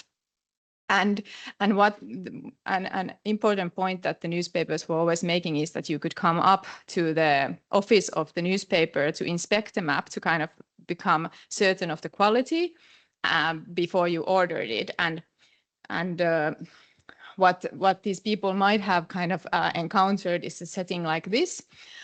So this is a photograph of the newspaper Uusisavo, located in Iisalmi, Eastern Finland, where you have the world map there behind these two men. So many of the newspapers were offering the potential buyers or subscribers the option to come to the office and see for yourself. It's a high quality map, very useful, make the order. So what then can we know about the uses and kind of why these maps were made?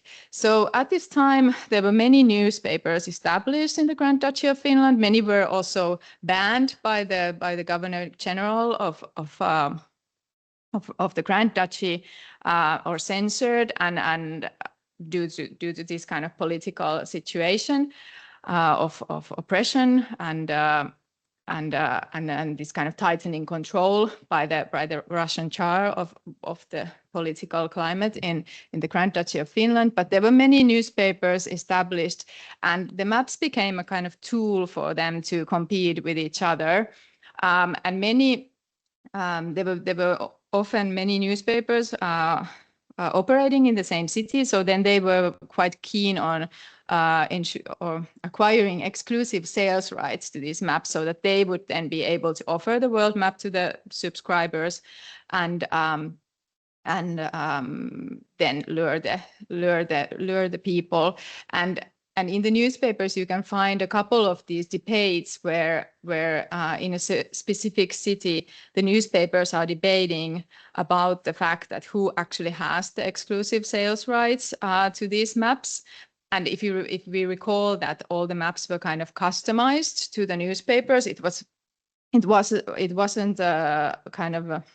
possible for the newspaper to for instance, the newspaper called Pohjois-Karjala to then take the map made for Karjalatar and then present it as its own map because it had the label that it's the world map of Karjalatar. So they were kind of debating these sales rights questions. And here we have an example from this debate between Karjalatar and Pohjois-Karjala, because Pohjois-Karjala was a newer newspaper and it started to advertise that it was also offering this world map for the subscribers. And then the Karjalatar went so far that they got this letter from the Swedish publisher, this Aktiebolaget News, and printed it in its pages and stressed that to kind of make the point that Pohjois-Karjala was actually kind of hoaxing the people. They didn't have any world maps to sell. So if you would place the order and spend your money with that newspaper, you would lose them. You wouldn't get the map. And then I have found instances where actually individual persons, they probably collected a set of these maps and then they used them to promote their personal publication projects, such as books. So there's this one person who wrote and published a book on 19th century history, and then he was kind of promoting it in the newspaper, saying that if you buy my book, you also get the map, which kind of then tells a lot about the kind of interest in wall maps at the time in the Grand Duchy of Finland, and also the fact that there weren't that many affordable maps available. And then some people were very critical about these maps and the fact that you would get the map, or that the newspapers were using these maps to get the subscribers. And we have a column by Uncle Tuomas where he's making the note that these agents who were going around the country to advertise that if you subscribe to this newspaper, you get the map, that they kind of lure people to order newspapers that aren't that educating and good reading for these people. And he's writing there that when an agent comes to the house, it's only natural that when an enthusiastic agent enters the house and puts that large wall map to the table, it is no wonder that only the eyes of the master of the house, but also the world becomes wide open and his lively life can be comprehended from that unprecedentedly handsome and shiny paper. And so it doesn't matter if the newspaper represents the East or the West. So there was this kind of criticism that people just then order any newspaper. It's not good for their minds and so on, which is quite an interesting aspect about this. It's difficult to of course verify if this happened, but this was a debate that was going on in the press. And then if we think about what kind of work did these maps do and what did they mean? So there weren't many reviews about these maps in the newspapers, besides these kind of debates about who had the right to sell them and so on. So what kind of comes up out of these advertisements and these specific reviews that I have been able to find is that the maps were simultaneously neutral and kind of perfect to follow the news, to follow the world events, and without them you would be lost. But then, because they were made abroad and then they were kind of translated, they had the Finnish or the Swedish toponyms, and then they were brought to the Grand Duchy of Finland. They were also read as kind of signals that, well, actually, you know, the foreign map makers, they don't know what Finnish geography is actually like. They misplace toponyms. They don't make notes of, for instance, the important steamship lines that they advertise that they do. And this specific review here, it was written clearly by an educated person, because they were also noting that actually, even though they advertise that it's up to date, it doesn't involve the latest information about the interior of Africa. And what was a particular point that was always made is that they don't mark the boundary between Russia and the Grand Duchy of Finland, which was always something that was complained about. Of course, if you are a map maker in Germany, you have a different kind of view of the political situation there. But this was something that they were always noting. So it's quite.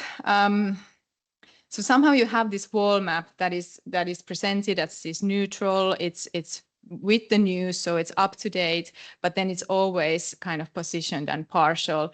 And depending on the reader, it of course varied how much they were able to understand or interpret the information that the maps had. But for sure, even though I haven't been able to find any notions about how these maps were used by the people who purchased them, there are specific some photographs showing them like this glassblower's family posing almost kind of in front of this newspaper wall map. So they for sure changed the interior of people's homes. This was a time when also other publishers were offering people the possibility to acquire affordable wall maps. There were periodicals who, for instance, offered people the opportunity to kind of collect a wall map one sheet at a time, 1 year at a time. So 6 years it would take to collect a map of South America, for instance. So they were kind of affordable, but maybe that wasn't the most convenient way to acquire a wall map. And these wall maps, they were definitely highly popular. You can see it by the print sizes that are mentioned, like in the thousands. They were affordable. And what was important is that the agent system and the fact that these local newspapers were offering them for sale made them available beyond the biggest cities. And that's kind of crucial. And it kind of justifies this argument that many people actually saw them and used them. And we could say that they then advanced geographical literacy, map literacy, and most likely had very long lifespans. So I have come across with some news articles where they are then 20 years later saying that, you know, still this newspaper wall map is hanging there and the newspaper is long gone. And, you know, now people think that it's still existing because the title of the map is the newspaper wall map and so on. So yeah, I would say that these maps had quite an impact in the cartographic scenery in the Grand Duchy of Finland at the time.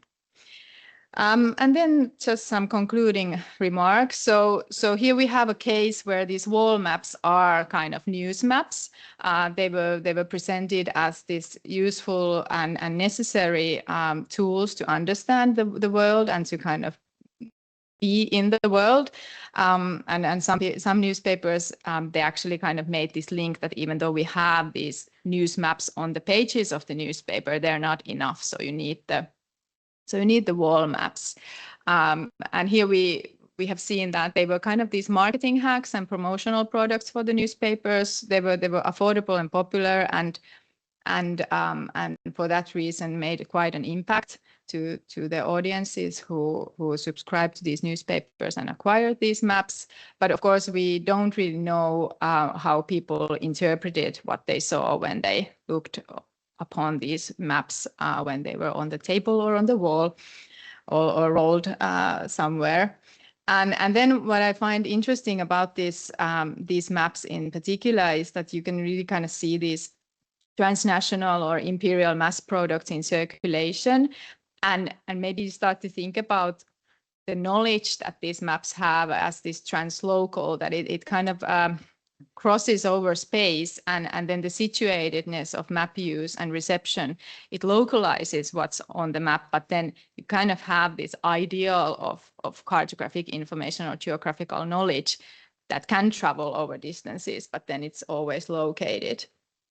And if anyone knows about these maps in other countries, for instance, from the German context, I would be very, very interested to learn if you can locate them from the German archives or the Swedish archives. I have not been able to thus far, but it might be that they exist. So thank you.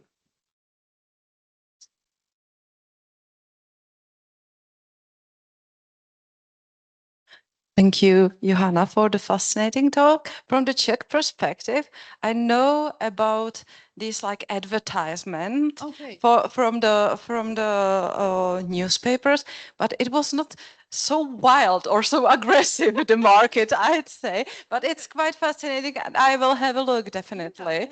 Yeah, thank you. Questions for Johanna?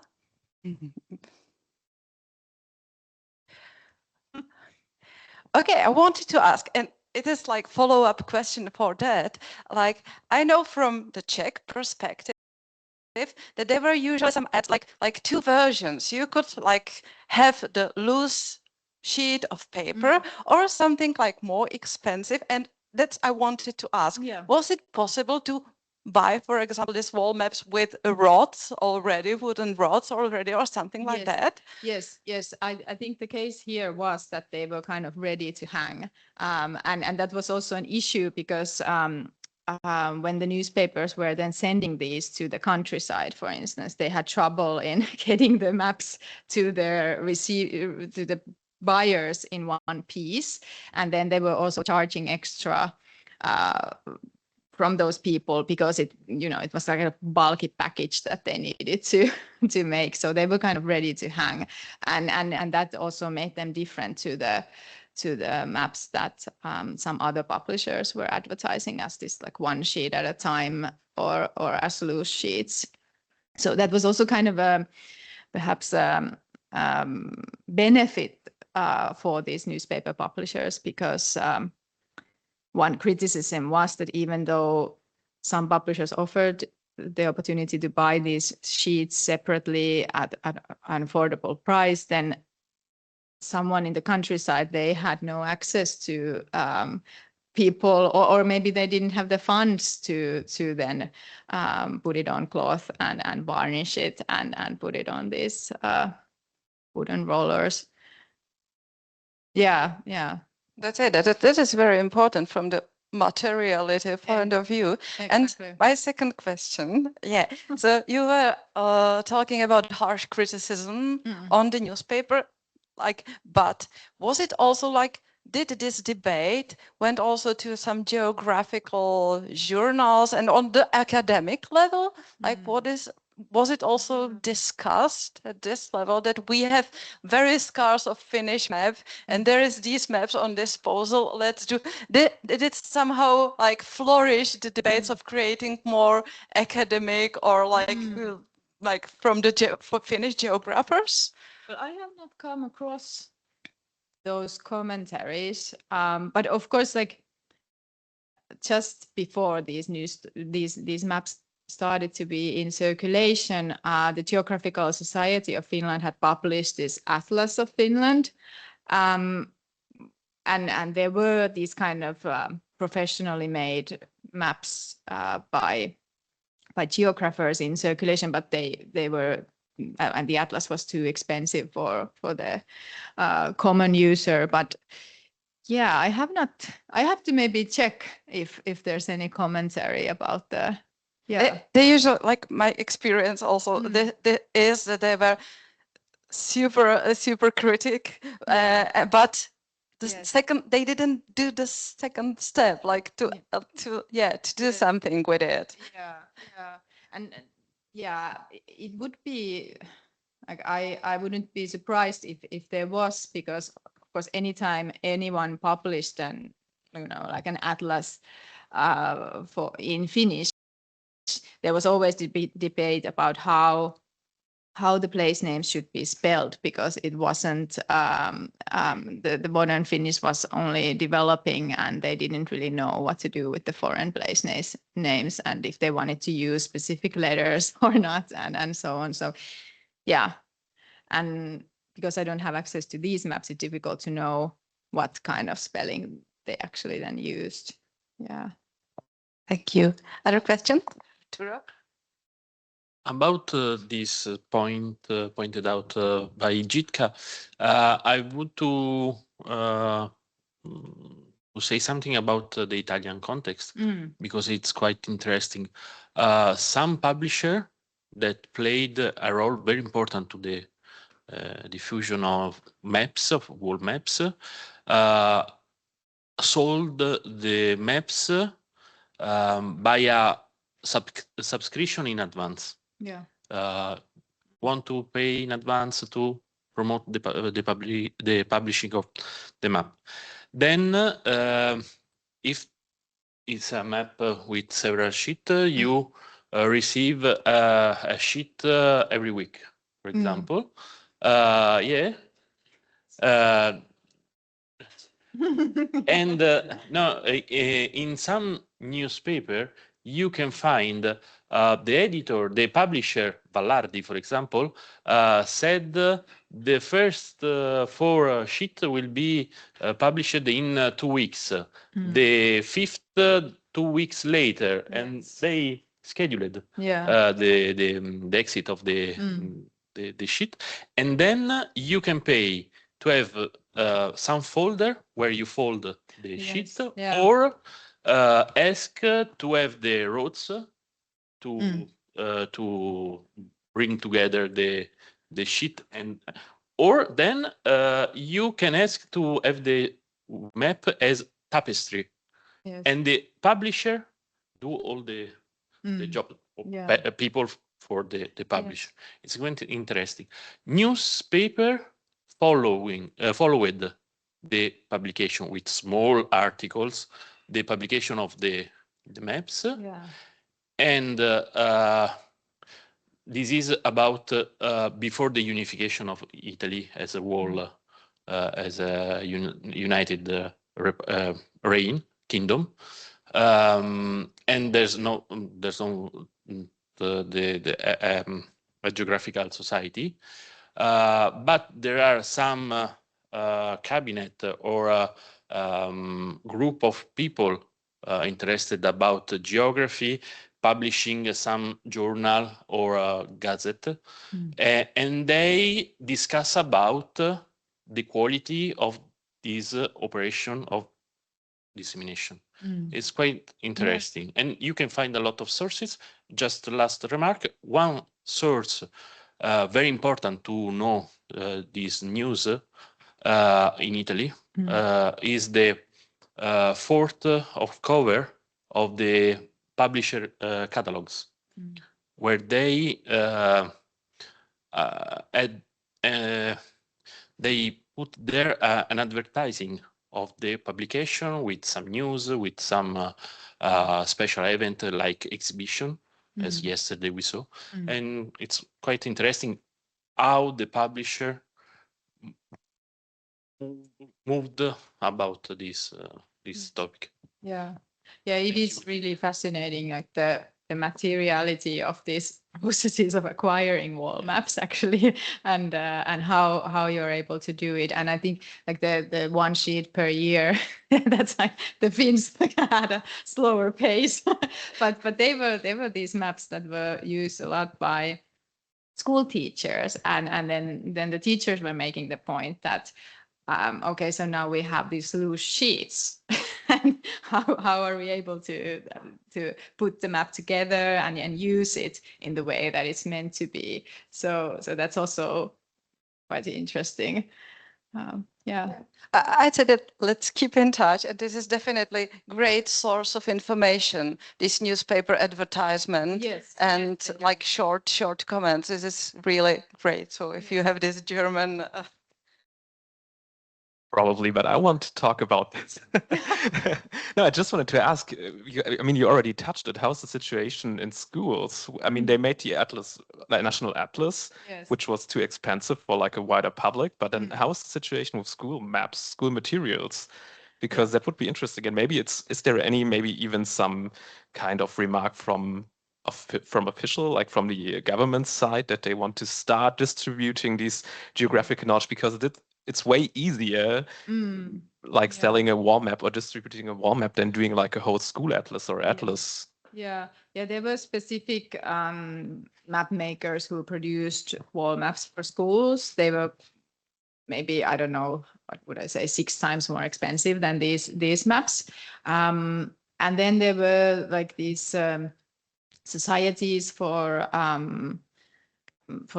popular education who were also publishing these very affordable, very small atlas.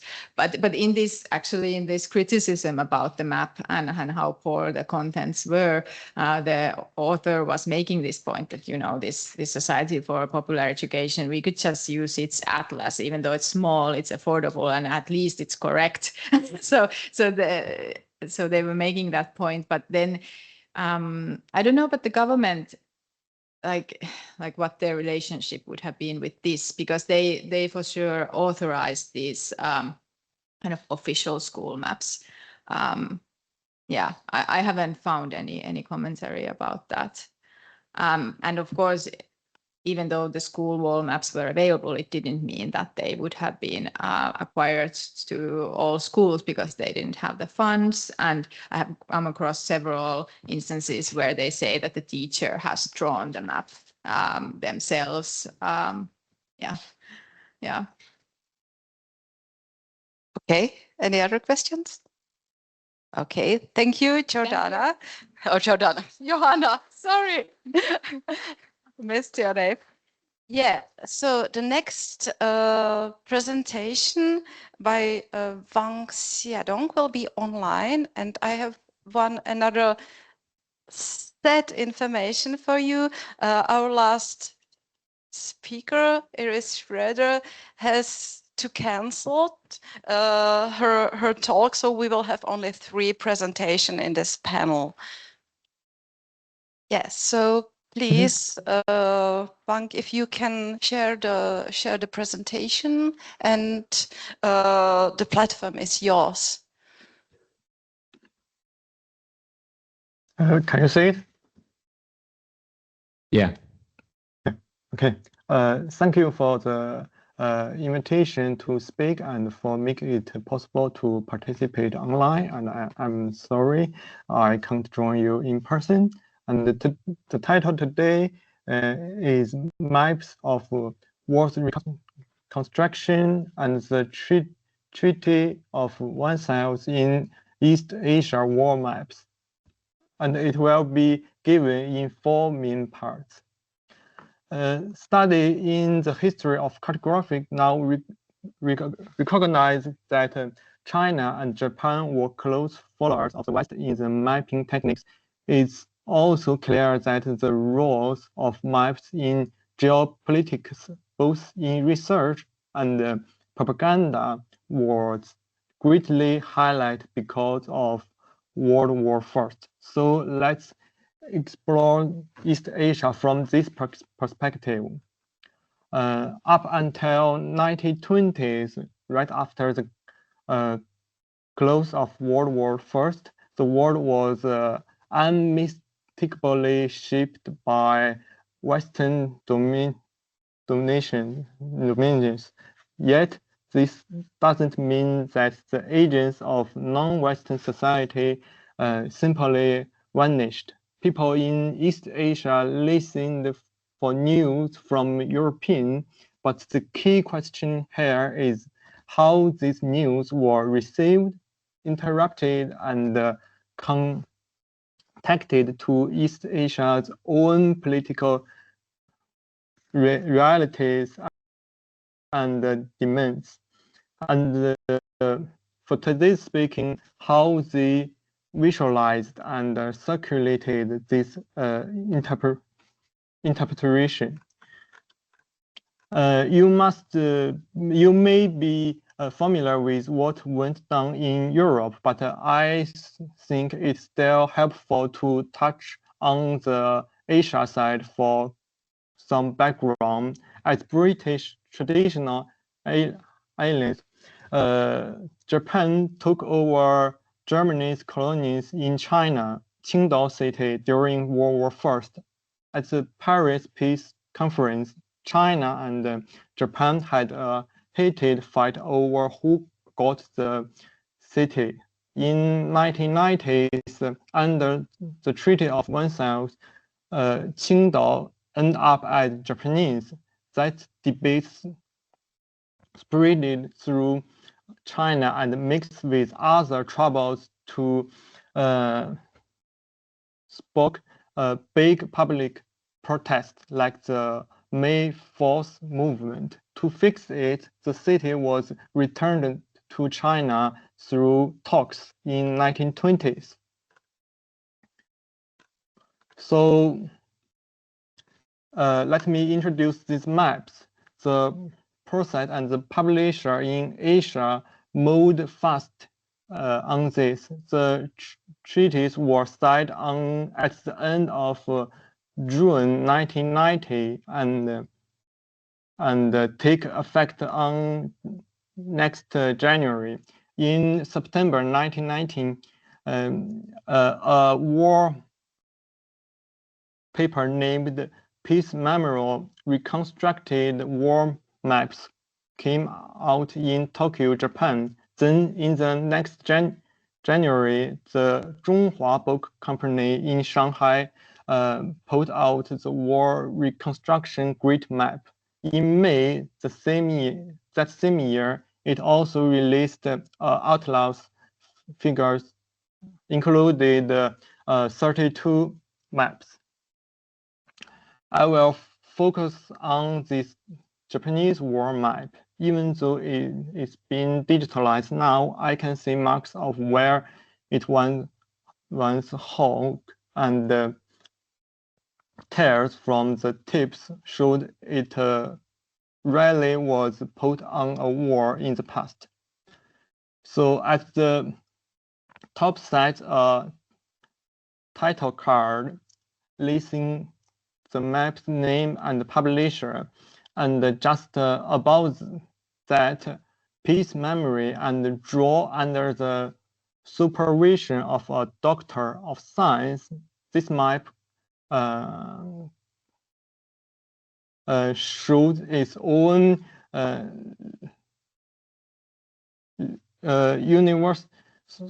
universality and legitimized through the themes of science and peace, which is in itself a hallmark of modernity.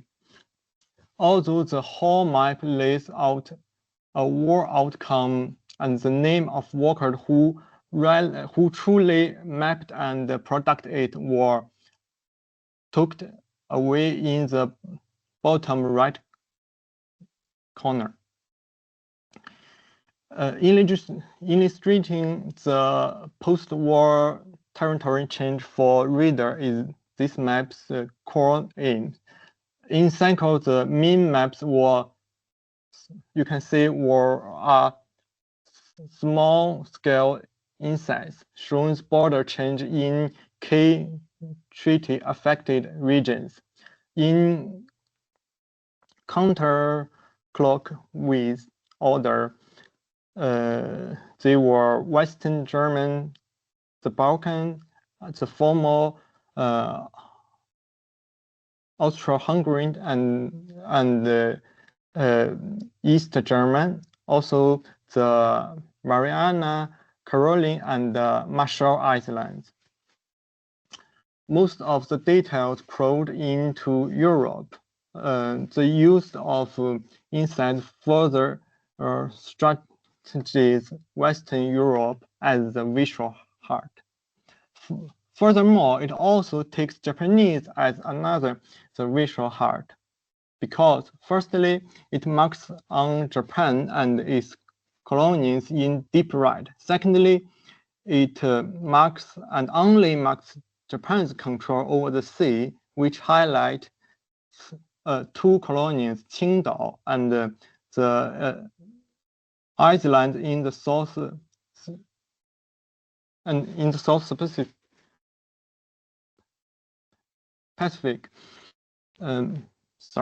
As fruit taken from Germany and legalized in Paris. Thirdly, it only marked sea routes start from Japan in red, hammered that point further. Finally, it leaves out American entirely.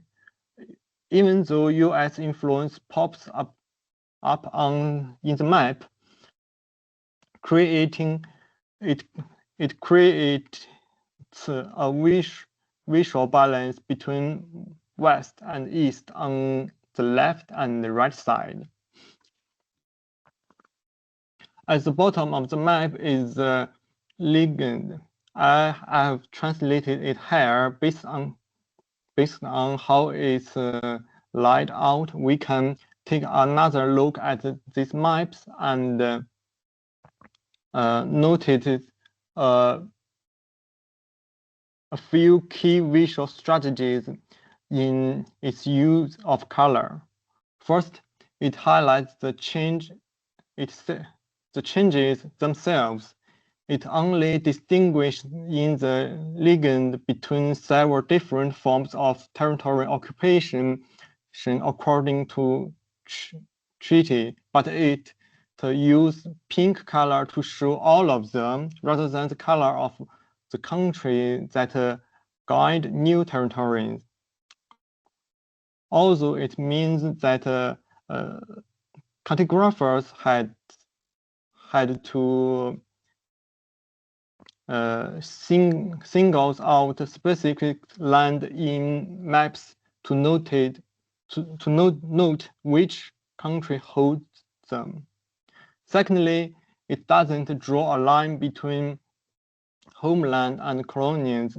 This is not just about the colors. The Chinese characters Ling means both territory and occupied by someone, which was mixed in the map by means. A possible context I can got in that is in 1990s, Korean independence activities set up their overseas provisional governments. And thirdly, it only color countries seems as key players, leave the rest in yellow. That ends up keeping neighbors in same colors like Sweden and Norway or Persis and Afghanistan. At the same time, in the same way, China as a victor clashing with Japan over Qingdao get left out entirely.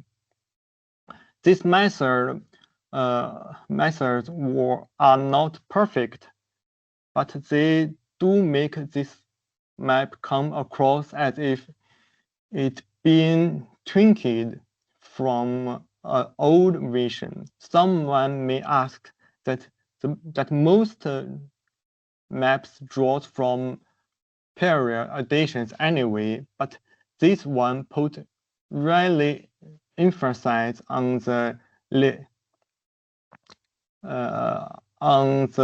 showing such trinkets. Therefore, it shows how the concept of war reconstruction was visually embodied.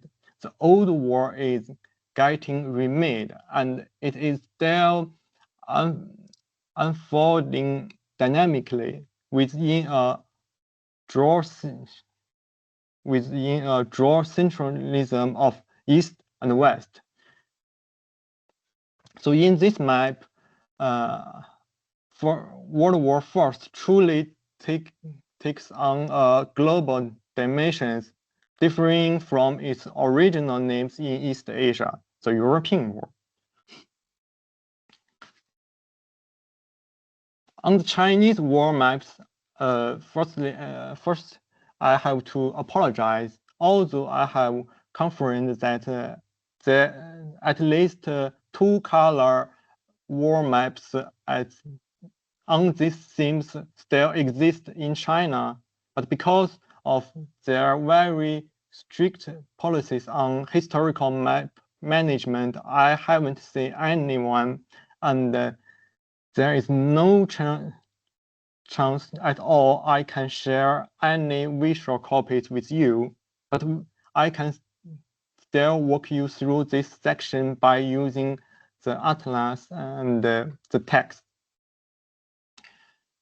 This is the first edition of this atlas. This Chinese map shows when real, limited on scales and resource how a world reconstruction map will look like without it. This map was likely follow a Chinese traditional publishing habit for the atlas. No special printing and binding, just different from any normal text. But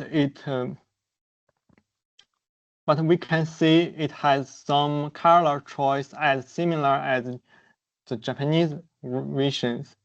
That said, as I don't have any war maps to look at, it could be more perfect as the advertisement for this war map on the right of this, on the right side.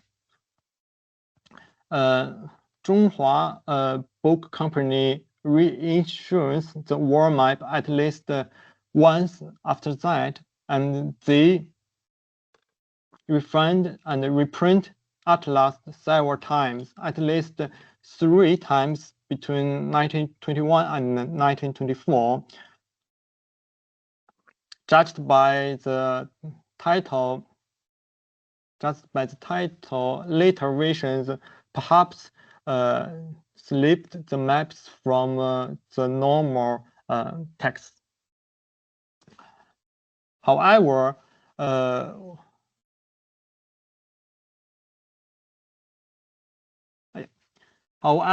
Chinese cases shows how maps serves in national education. Zhonghua Book Company focused on textbook, scholar works, reference book, and so on. It was Chinese second largest private publisher back then. Among the cartographers of this Chinese world reconstruction war map, Xu was a government office, and Ding and Ge were key figures in graphic education and map making. Ding in particular played a big role in the May 4th movement. The year before Zhonghua Company released the war map, they put out his 2-volume book about protest firstly. And this is an example from Japanese education, drawn from a private collection. In 1920s, a school atlas called Children's Reference Reconstruction Maps were published in Tokyo. It features 4 maps altogether. This map lines more heavily into geopolitics with ended centric circles marked air plain-fly regions. And you can see the slide of content across these 4 maps really bring out an even sharper geocentrism of East and West. And okay, now we have seen how these world maps and atlas came out with such clean propaganda and educational aims. Let's shift to the visual point of their reader. As research on German history of geopolitical maps during the 2 world wars has argued, the real core of a success of maps is not their visual strategies of functional techniques. It's about meeting a shared social demand. 改造 or 开造 or reconstruction covers plans for the post-war global setup, but in other contexts, it also means reform of state, even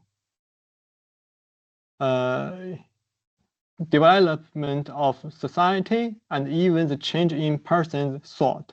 In 1990s Japan, a group called Kaizo formed and started a magazine with the same name. Here is the cover of the first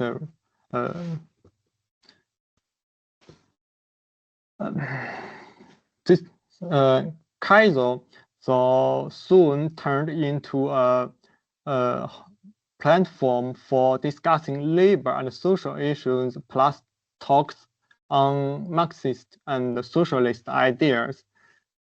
Like with the China's May 4th movement, it also stands as a push from rising ideas and intelligence, later visualized as a spark for communists in China. To unpack Gaizao's forward, we need a wider backdrop, but time is short, so I can't go there now. At least this map brought the conception of world reconstruction to life visual, and in a way, it may even cut through the left-right divides. So I'm nearly finished, but what's more, I'd like to share a really interesting example. This word is said to come from Mao Zedong recording his 19-year-old self back in 1912, decades later in a chat. Mao's own school education was a mixed bag pieced together under the old imperial system in China. So we cannot jump to the conclusion that map was totally upset in China. But one thing is clear, back then, most people in China likely had it not better than Mao.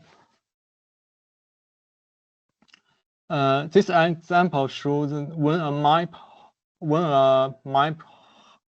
hangs in a pond in a spot people pass by often, it became a simple, effective stand-in for geography license.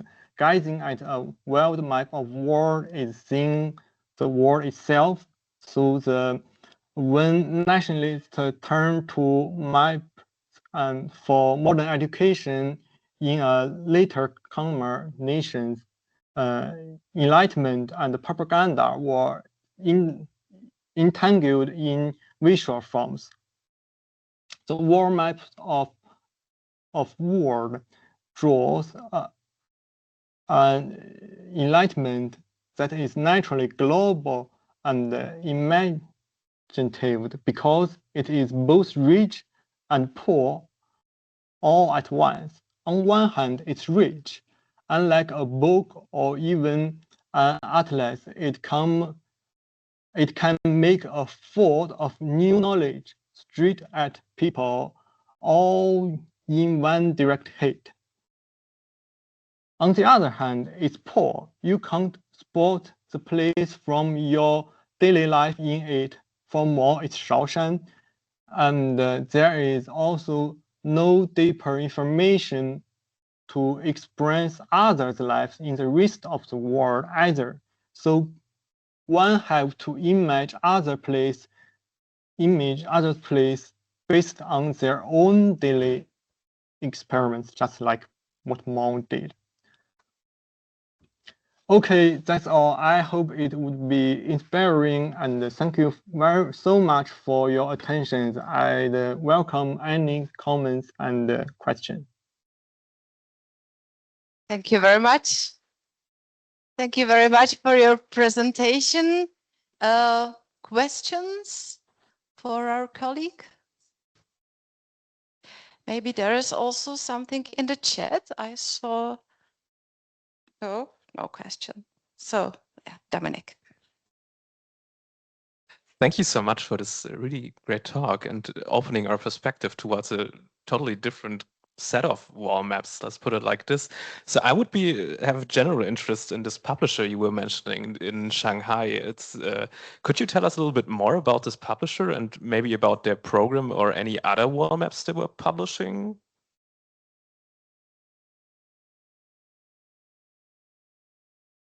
Yes, it's a very good question. So there are many publishers of maps in China, but at that time, China is during a transformation from its traditional cartographic and publication to a modern one, which means more like Western. So, and there are many names I can give it to you, but like like 新亚医学社 or sorry, they are all Chinese names, so it won't be that helpful. But China, but Zhonghua Book Company is the second large one, and it was mainly focused on the publishment of textbook. So yeah, the atlas and Warpig is naturally has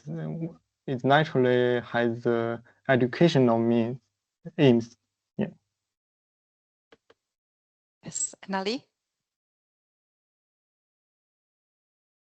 Yes, thank you. It was amazing to see all those different maps.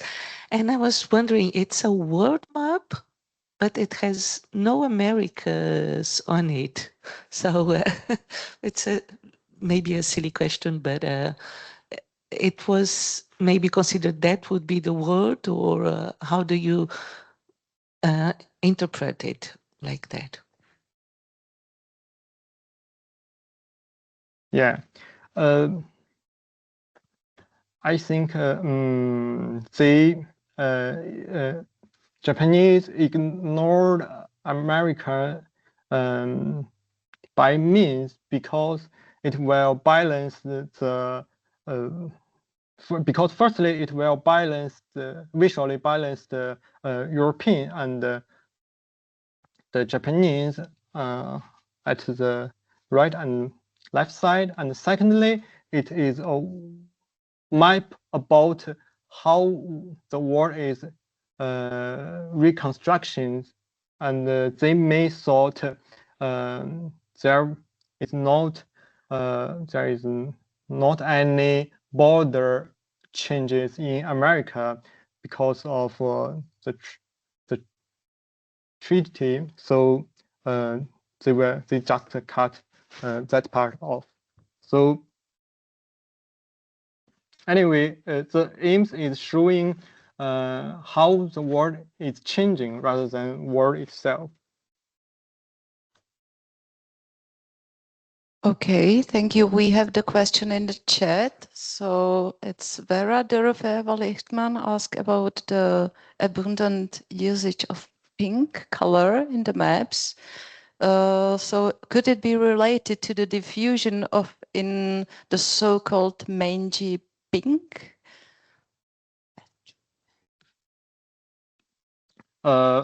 Sorry, my major is Chinese study, and I have colonies on Japanese study, but they are in a holiday right now, so I know nothing about Minjin pinks. But what I noted, what I can say is that in Chinese editions, they also marked the changes with red color. So yeah, it's really hard to say. And also in 1990s is Dazheng era, sorry, rather than Minjin. Okay, thank you very much. And one more information. So, Fangxianong is not anymore from the University College of London, but from the University of Leipzig. So in case you want to get in touch with him and have some follow-up questions, yeah, that's the information. So thank you very much again for your amazing talk. And we'll move to the third and last paper of the last session, which will be held by our hosts, Arturo Gallia and Mirko Castaldi from the University of Roma Tre, and they will present the paper representing the nation Grand Carta d'Italia 1845 as Risorgimental Projection. So the platform is yours.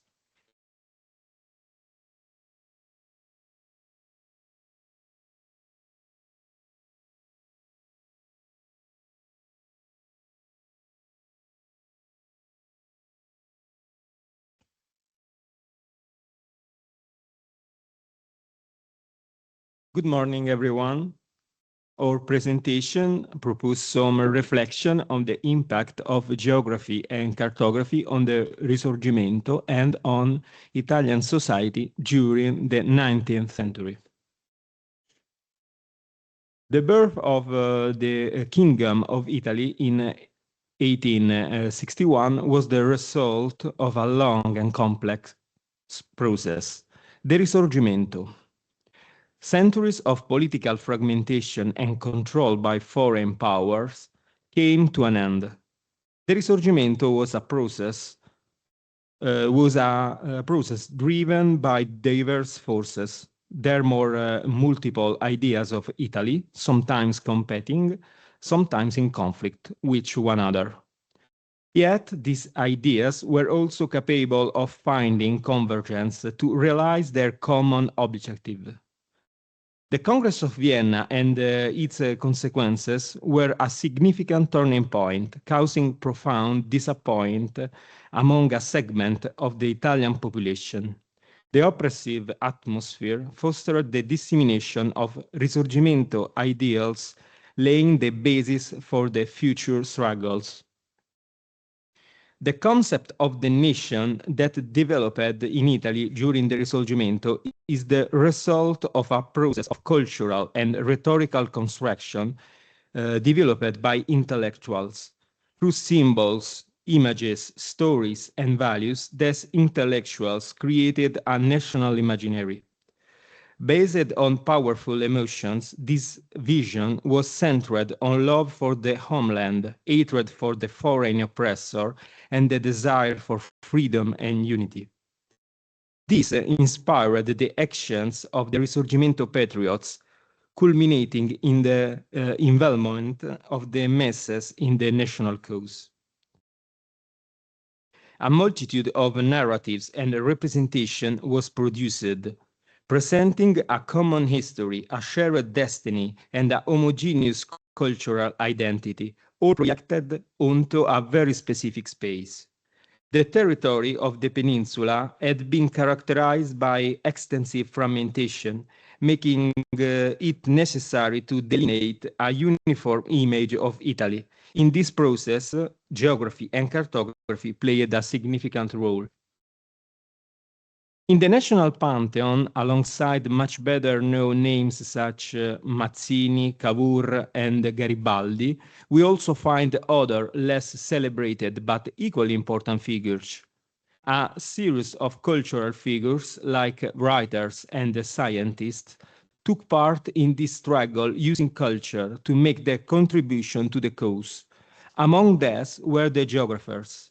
The beginning of the 19th century was a foundational moment for geography, not only in Italy. During this period, geography transitioned from being a collection of knowledge to a formal discipline. The two movements, the emergence of geography as a discipline and the birth of Italy as a nation, were closely interconnected. On one hand, geographers require the broader framework and greater funding that only a unified Italy could guarantee. On the other hand, geography offered the essential physical and natural context for developing and consolidating the idea of the Italian nation. Geographers participated in both through creating geographical manuals and publication, seeking to give the discipline as an institutional form, particularly through the foundation of a geographical society. In this work, the beauty of the Italian landscape, the richness of the cultural heritage, and the country's strategic position in the Mediterranean were extensively underscored to underline the political implications of their writings. They produced both works aimed at an educated audience and others intended for a popular readership. 19th century is often defined as purely descriptive. However, we know that the vision of the earth offered by any geography is never objective, but is constructed as a narrative with a performative character. Geographical narrative and cartographic representation, by reflecting the interpretation of their authors and the goals of their dissemination, both actively contributed to the construction of nation-states, shaping our understanding of the world and our role within it. Cartography played an important role in the construction of new collective imaginaries. Despite the political adversity of the time, especially after the decision of the Congress of Vienna, images of a united Italy proliferated during the Risorgimento. Maps became tools to invent the national territory, prefiguring a united and independent political space. Through cartographic representation, the identification of a community with its land became easier. It was a veritable special manifesto. In this context, private publishers played a very important role. Many of them were supporters of the cause of Italian unity. The political and cultural ferment of the period promoted the dissemination of knowledge. Geography was considered important for social progress and civic participation. This context stimulated the demand for materials to disseminate geographical knowledge. Such products required specific teaching methods and tools. This, in turn, attracted the interest and initiative of Italian publisher. Despite government restrictions and a fragmented market, the publisher fostered the dissemination of geographical work. During the 19th century, the printing of atlases, maps, and popular work intensified, making geography more accessible and widespread. This was also thanks to technical progress and the reduction of production costs. Initially, Italian publisher focused only on translating and adapting foreign works. Later, with the development of an Italian geography, collaboration between publisher and national geographers grew. This led to the production of a new geographical and cartographic works directed at both school and the public. Our study case, Giuseppe Civelli was an important figure in Italian publishing and the Risorgimento. Beside owning a printing house in Milan, Civelli was a strong proponent of geography and specialized in the design of map. Civelli had many connections with geography through his life. During the 40s of the 19th century, he published a series of geographical works dedicated to Italy to educate the population. These works were offered at low price or with convenient payment methods. He also created many products for school as intended to fulfill an educational function for the younger generation. He published works by the prominent geographers of the era, such as Francesco Marmocchi, and became the publisher for Adriano Balbi. Civelli printed several important works by the Venetian geographer, such as the Miscellanea Italiana. This work, a geography book with a strong patriotic value. Civelli himself created geography manuals derived from Adriano Balbi's book, such as the Compendio della Geografia Italiana, della Geografia d'Italia. This work was integrated with a map of Italy, small map, created by the publisher Civelli himself and built upon the geographical teachings of Adriano Balbi. The map, as can be easily seen from the image, strongly emphasizes the so-called natural border of Italy. This natural border is the one indicated by Adriano Balbi in the Miscellanea Italiana. However, a manual and a map for school, but a small map, were not enough. Also, in 1845, Giuseppe Civelli published a monumental version of the map, entitled Gran Carta d'Italia. It was intended to be hung on walls and be clearly visible and wide audience, not just held in the hands of the students. A large wall map. A map with a public dimension intended to celebrate a united Italy before political unification. The publisher himself asserted that it should be displayed in public offices, in school, and adorn the study, the room of every Italian scholar. The work was published at the editor's expense and under his care, including is a cheap edition to guarantee the widest possible circulation. In the cartographic design, Italy is represented as a unified entity, thanks to the color of the topographic base, which distinguishes Italian territories from non-Italian ones. The natural border deviates from the political ones, showcasing Italian territorial aspiration.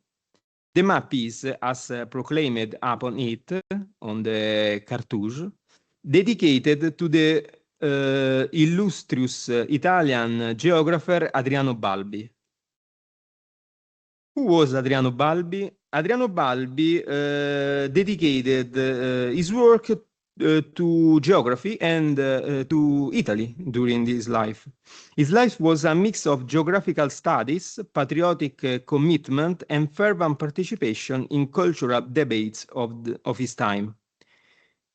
He was a scholar with a solid and extensive cultural background. His standing as a rigorous intellectual and scholar made him a point of reference for many Italian patriots and intellectuals, even in the decades following his death. Adriano Balbi did not only wage an institutional battle for the construction of Italian geography and united Italy, such as his proposal for a single national meridian and an Italian geographical society, but he also did so directly through his scientific production and indirectly by influencing cartographic production. He believed that the geographical map was the most effective means of transmitting and embedding a geographical idea that would otherwise be too abstract. Through a dense network of a personal relationship, Adriano Balbi involved trusted cartographers whom he describes as compatriots and fellow scholars to establish a fruitful dialogue and convey his geographical ideas through cartographic images. After Adriano Balbi's death, the Gran Carta d'Italia continued to be produced and published in further edition. It maintained a constant cultural and political significance, while evolving with the historical and social changes of the country. Another version of the Gran Carta d'Italia were released later. This reveals that this cartographic product still had something to say. It could still deliver messages and construct discourses. In this case, shown on the slide, the message related to the city of Rome. As we know, the city was annexed to the new Kingdom of Italy in 1870, becoming the capital the following year.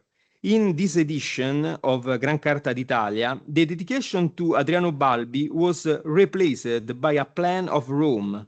This substitution clearly shows the profound link between the map and the Risorgimento ideal over the time. In conclusion, cartographers, geographers, and publishers were not mere technicians or merchants, but true actors in the Risorgimento process. They actively contributed to the construction of a national identity. Geographers and cartographers acted as patriotic intellectuals and scientists, using their expertise to provide a scientific basis for the idea of a united Italy. Figures like Adriano Balbi were central to this process, not only through their own works, but also by influencing other cartographers and fighting for the development of the geographical discipline. Publishers like Giuseppe Civelli played a key role in disseminating these ideas. The act of dedicating the Gran Carta d'Italia to Balbi underscores the collaboration between geographers and publishers, the role of science and knowledge in the patriotic cause. Wall maps, such as Civelli's Gran Carta d'Italia, were not just educational or decorative instruments, but true manifestos of Risorgimento.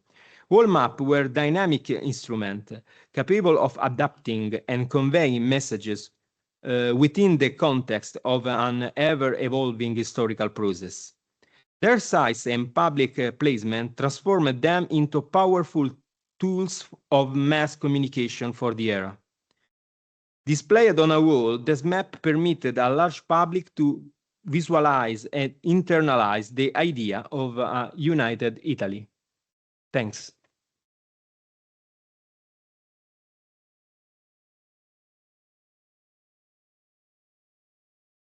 Thank you very much for the great talk.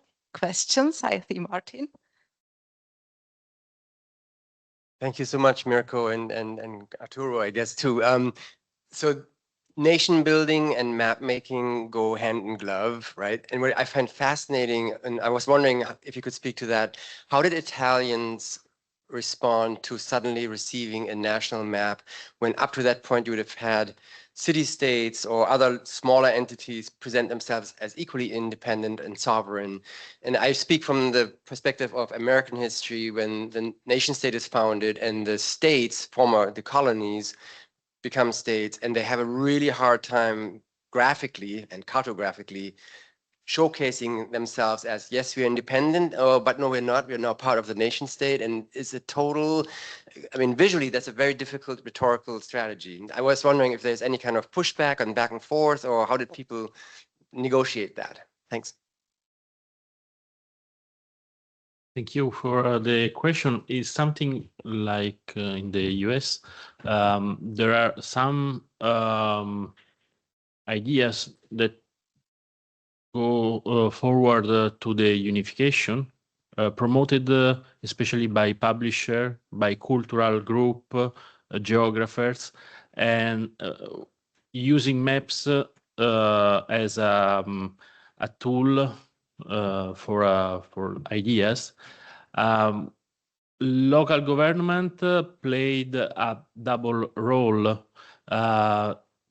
They promote our self-government, but in general there is avoiding papal state.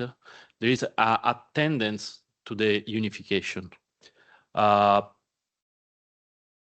local government, because a lot of pre-unitarian states were governed by foreign countries, for example, Spain, France, or Austria. So local actors promote the unification, so accept images of United Italy, and foreign states, foreign government, no, obviously. And then the role of people, of some person in this moment is very important. Like, for example, Adriano Balbi, Civelli, but also people from arts, from literature. Manzoni wrote a romance about the unification of a people against the foreign govern. Okay. So there's something in common and some dynamics. For example, finishing, there are a lot of, Mirko help me, there are a lot of influence from United States to Italy in this moment, in Risorgimento movement. Yes. Annibale Ranuzzi was a cultural person from Bologna, studied, was interested to the Republic of Texas, for example, and then bring back to Italy some ideas from US, and it's quite interesting. Yeah. And just last word, I think these kind of studies could be helpful to us if structured, integrating several sources from several point of view. Okay. Thank you, Tumar. Yes. Thank you for the talk. I have two questions. The first one is about what about the cartographers and publishers in Torino? Because that was the first capital. Did they have a kind of an approach about creating this sort of a, map of United Italy under their leadership? Do you know any? Just out of curiosity, I ask. And the second one is about the depiction of Italia in this Gran Carta d'Italia. Yes. As a woman, did it change with the passing time? Because what we know in later kind of depictions, she holds a shield and a sword, but now she looks very Roman with a scepter and sits peacefully. So with the passing time, with the changing conditions, do you see any kind of a change, or does she get completely lost in the future? And who's the illustrator? Balbi? Oh, or not someone else? Thank you. About publisher, cartographer in Torino, there was Pomba Maggi. Maggi especially was a publisher of maps of Italy. No, Atlas or small size maps. Yes. Pomba is also the publisher of Adriano Balbi. He's translated in Italian the Abrégé of Geography. Maybe the Adrien Balbi in French is famous because he worked in France for a long time and is one of the founder Yes. of the Société de Géographie à Paris.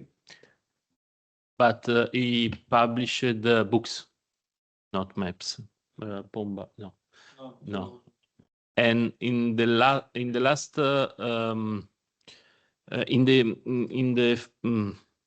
at the end of 19th century in Turin there is quell'altro, quello di cui c'è il mappamondo sotto. The globe you can find downstairs is from Cora. Bernardo Cora was a great publisher of maps, globes, atlases in Turin at the end of the 19th century. Then the first version of this map is from 1845. Then there are several editions. Another one is from 1853. Balbi was that in 1848. Then there are a lot of new editions up to the 80s of 19th centuries.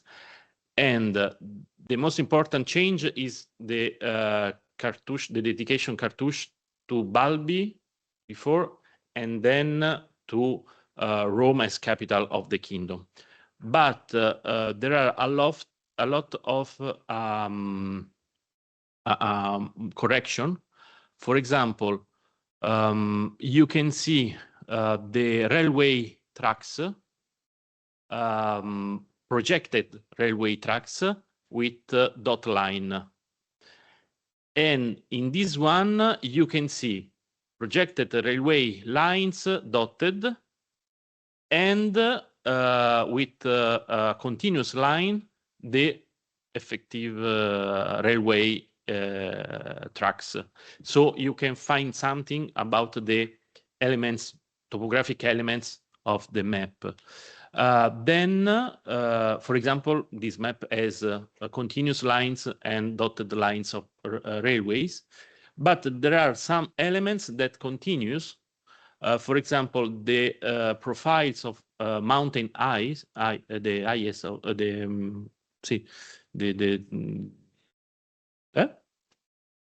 the mountains, and a travel from Venice to Vienna. Why? Because when was built, Vienna was part of the Austrian Empire. So there are some persistences, some changes, and quite interesting. And through the little changes, you can try to date to have a date of the map.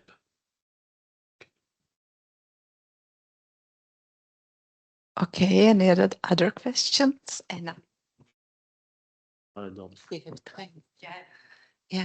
Yeah. Thank you very much. It really puts in perspective what we have been seeing the last 2 days. And I was wondering about the geographical societies, because you talked about the Société de Géographie in Paris. It was one of the first, I think. And then in 80s, 70s, we started to have local geographical societies in France. And the one in Lyon, and then Bordeaux, Marseille. I was wondering if this same effect was happening when otherwise it was the idea of getting together. So do you have new local geographical societies later, or do they appear at all? Thank you. In Italy, the Geographical Society, this one, was founded in 1867. But before, there was some geographical society with commas, for example, or cultural. For example, Gabinetto di Arti, Lettere, and so on in Florence by Gian Pietro Viesse from France, or some groups that collect geographers. For example, the experience by Annibale Ranuzzi. During scientific congress, before the unification, there were every year some Italian scientific congress. There's not Italy, but there is the Italian Scientific Congress. And in the Congress in Venice in 1847, Adriano Balbi said, we have to fund a geographical society of the Italians. But we have to wait some years later. Geographical Society was founded in Florence because the capital was Florence before Rome. Then was moved here in Rome, in another building, and they're here. Okay. In Florence, someone didn't accept this movement and found it's something like a typical Italian. Sorry.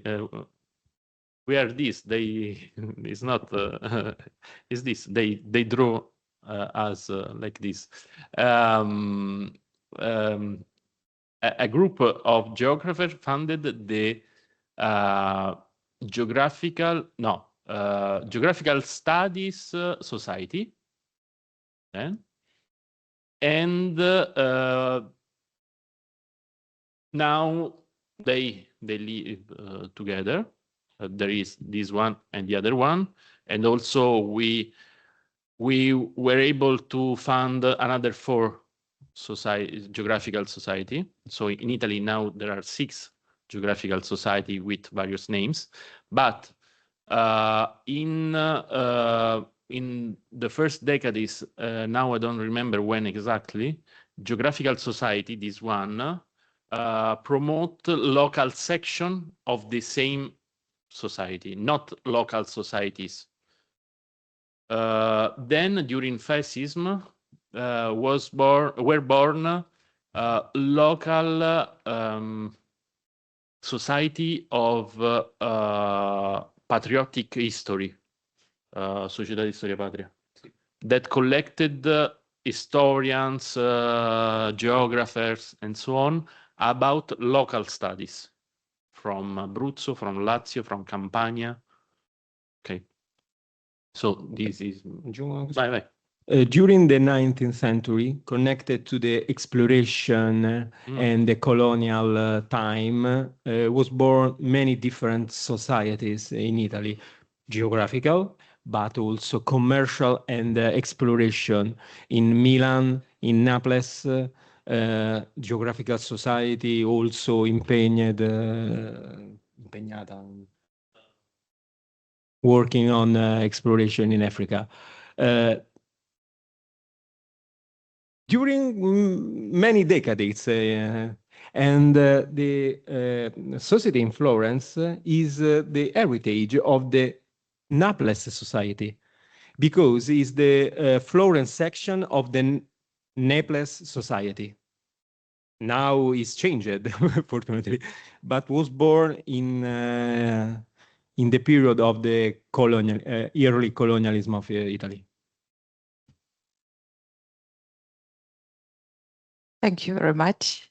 Yeah, so I close the discussion for Arturo and Mirko's papers. Thank you very much for your attention. And just it came time to sum up the workshop, so I will pass the word to Arturo. And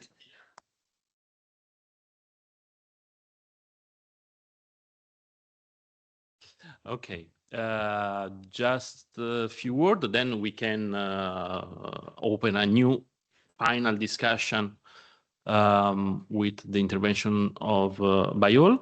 Thank you, because I think the workshop went over our expectative, and so thank you to accept to be here, to travel up to Rome to discuss about a very specific topic, and it's a very specific topic, but I think it could be one of a very interesting type of production in general, to study a lot of subjects, a lot of topics in history, in geography, or in arts, about the history of geography, history of our country and our continent, the history of the biography of people, also the most important person of geography, of history, of politics, but also to raise up to our view some people not even considered the minor scholars of the past that contributed a lot to produce maps, to produce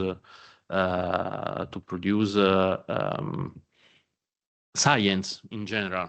For example, we know the collection from Vidal-Lablache, but there are a lot of people working with him. And so I think it's very important to have a wider view of the history of cartography, of geography in general. And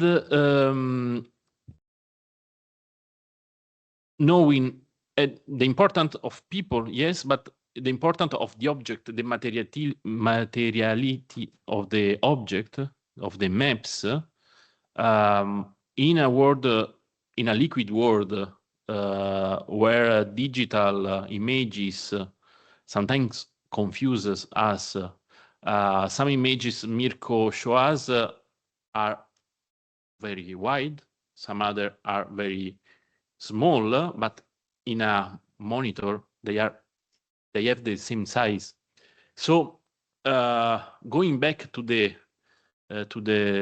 touch the map, the object, I think is quite interesting, and thank you to all the ones permit us to enter virtually in your collection, in all the process of restoration of maps and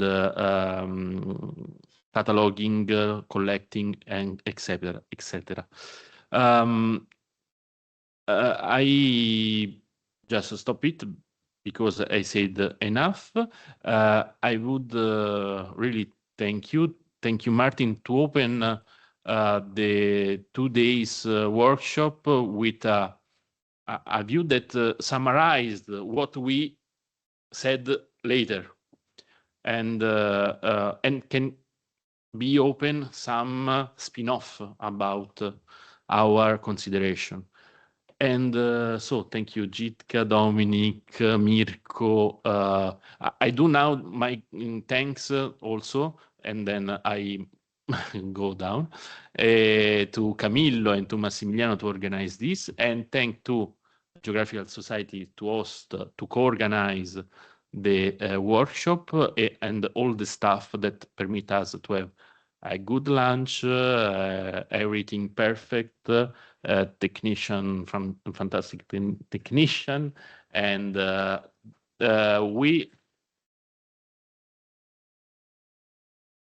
we also put the recorded part of the conference in a mailing list that we'll send to you. There is a question on the chat, or was before? Okay, it's over. So thank you, Jitka. It's your. Thank you very much, and I'm enormously grateful for the Società Geografica Italiana that this workshop could take place here. So thank you very much again. Those two guys are really those one who made it all possible for us to be here. So thank you very much, Arturo and Mirko. And yes, for me, it was a great time. These 2 days was a lot of thought-provoking ideas about what to do with mall maps and how to deal with them. For me, it's important, and many of us, we are somehow happen to be map curator, official or unofficial people or enthusiasts who want to take care with very limited budget and very limited amount of people. We really try to take care or preserve wall maps in our institution.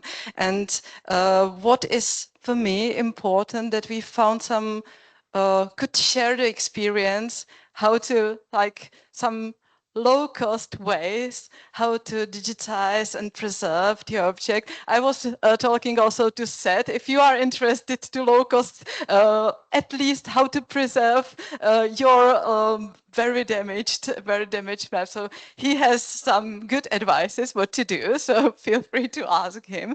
And for me, it's also important to find some common ground from the point of view of terminology, for the point of view of cataloging, and all the dealing with to make these great and valuable materials and sources accessible to be studied, to be loved, and to hang them up again on the public sphere and talk about them. So what we would like to do, probably to keep in touch with you if you are still interested to stay in touch with us. So you didn't have enough after today.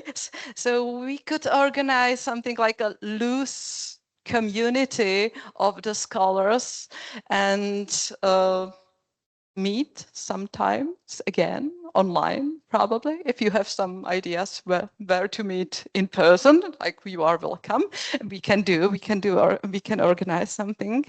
And as one output of this conference or of this workshop could be also something that we are thinking about the format, how to connect these ideas together. We have some general idea, but we will share with you later if you will stay in touch with us. So first is creating the mail list of the people. So tell us if you are interested. This is important. Now you have time to or write us later. Yes, and we can also write to you sending a link to accept or not accept, and then it's much easier. Okay.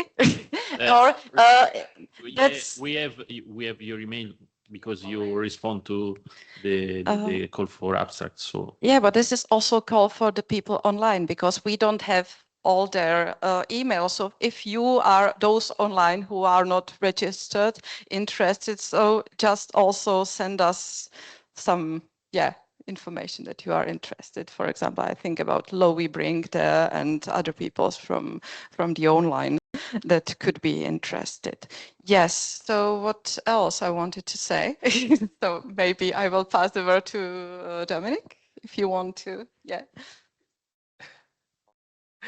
I don't know if I can add anything on this, but I think the general idea is just to put all these people who are now here together to find some common ground and to find some ideas how to deal with all these things. And I mean, it really shows us that all these wall maps in the institutions are now more or less rediscovered. Let's put it like this. I mean, it's like a heritage that was already there and is now like comes into focus once again. And I think it's really important to digitize all these maps, even though there might be in Lyon and in Saint-Étienne and also in, I mean, but anyway, we have to do it because, I mean, to get a bigger picture of all these maps, we really have to do it because some collections might have some map that's there and over there. I think there's no complete collection. So we really have to make the effort, and maybe even somebody finds the maps from Finland. So go ahead. And yeah, thank you for being here. And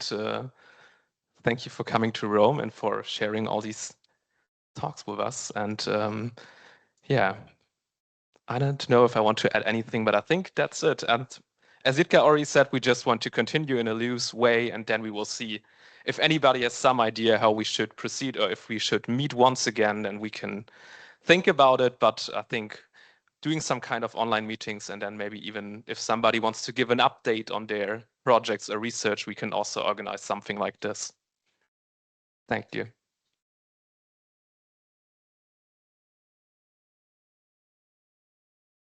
And what is waiting for us is the fun part of the workshop. So we will have this map excursion and field walk.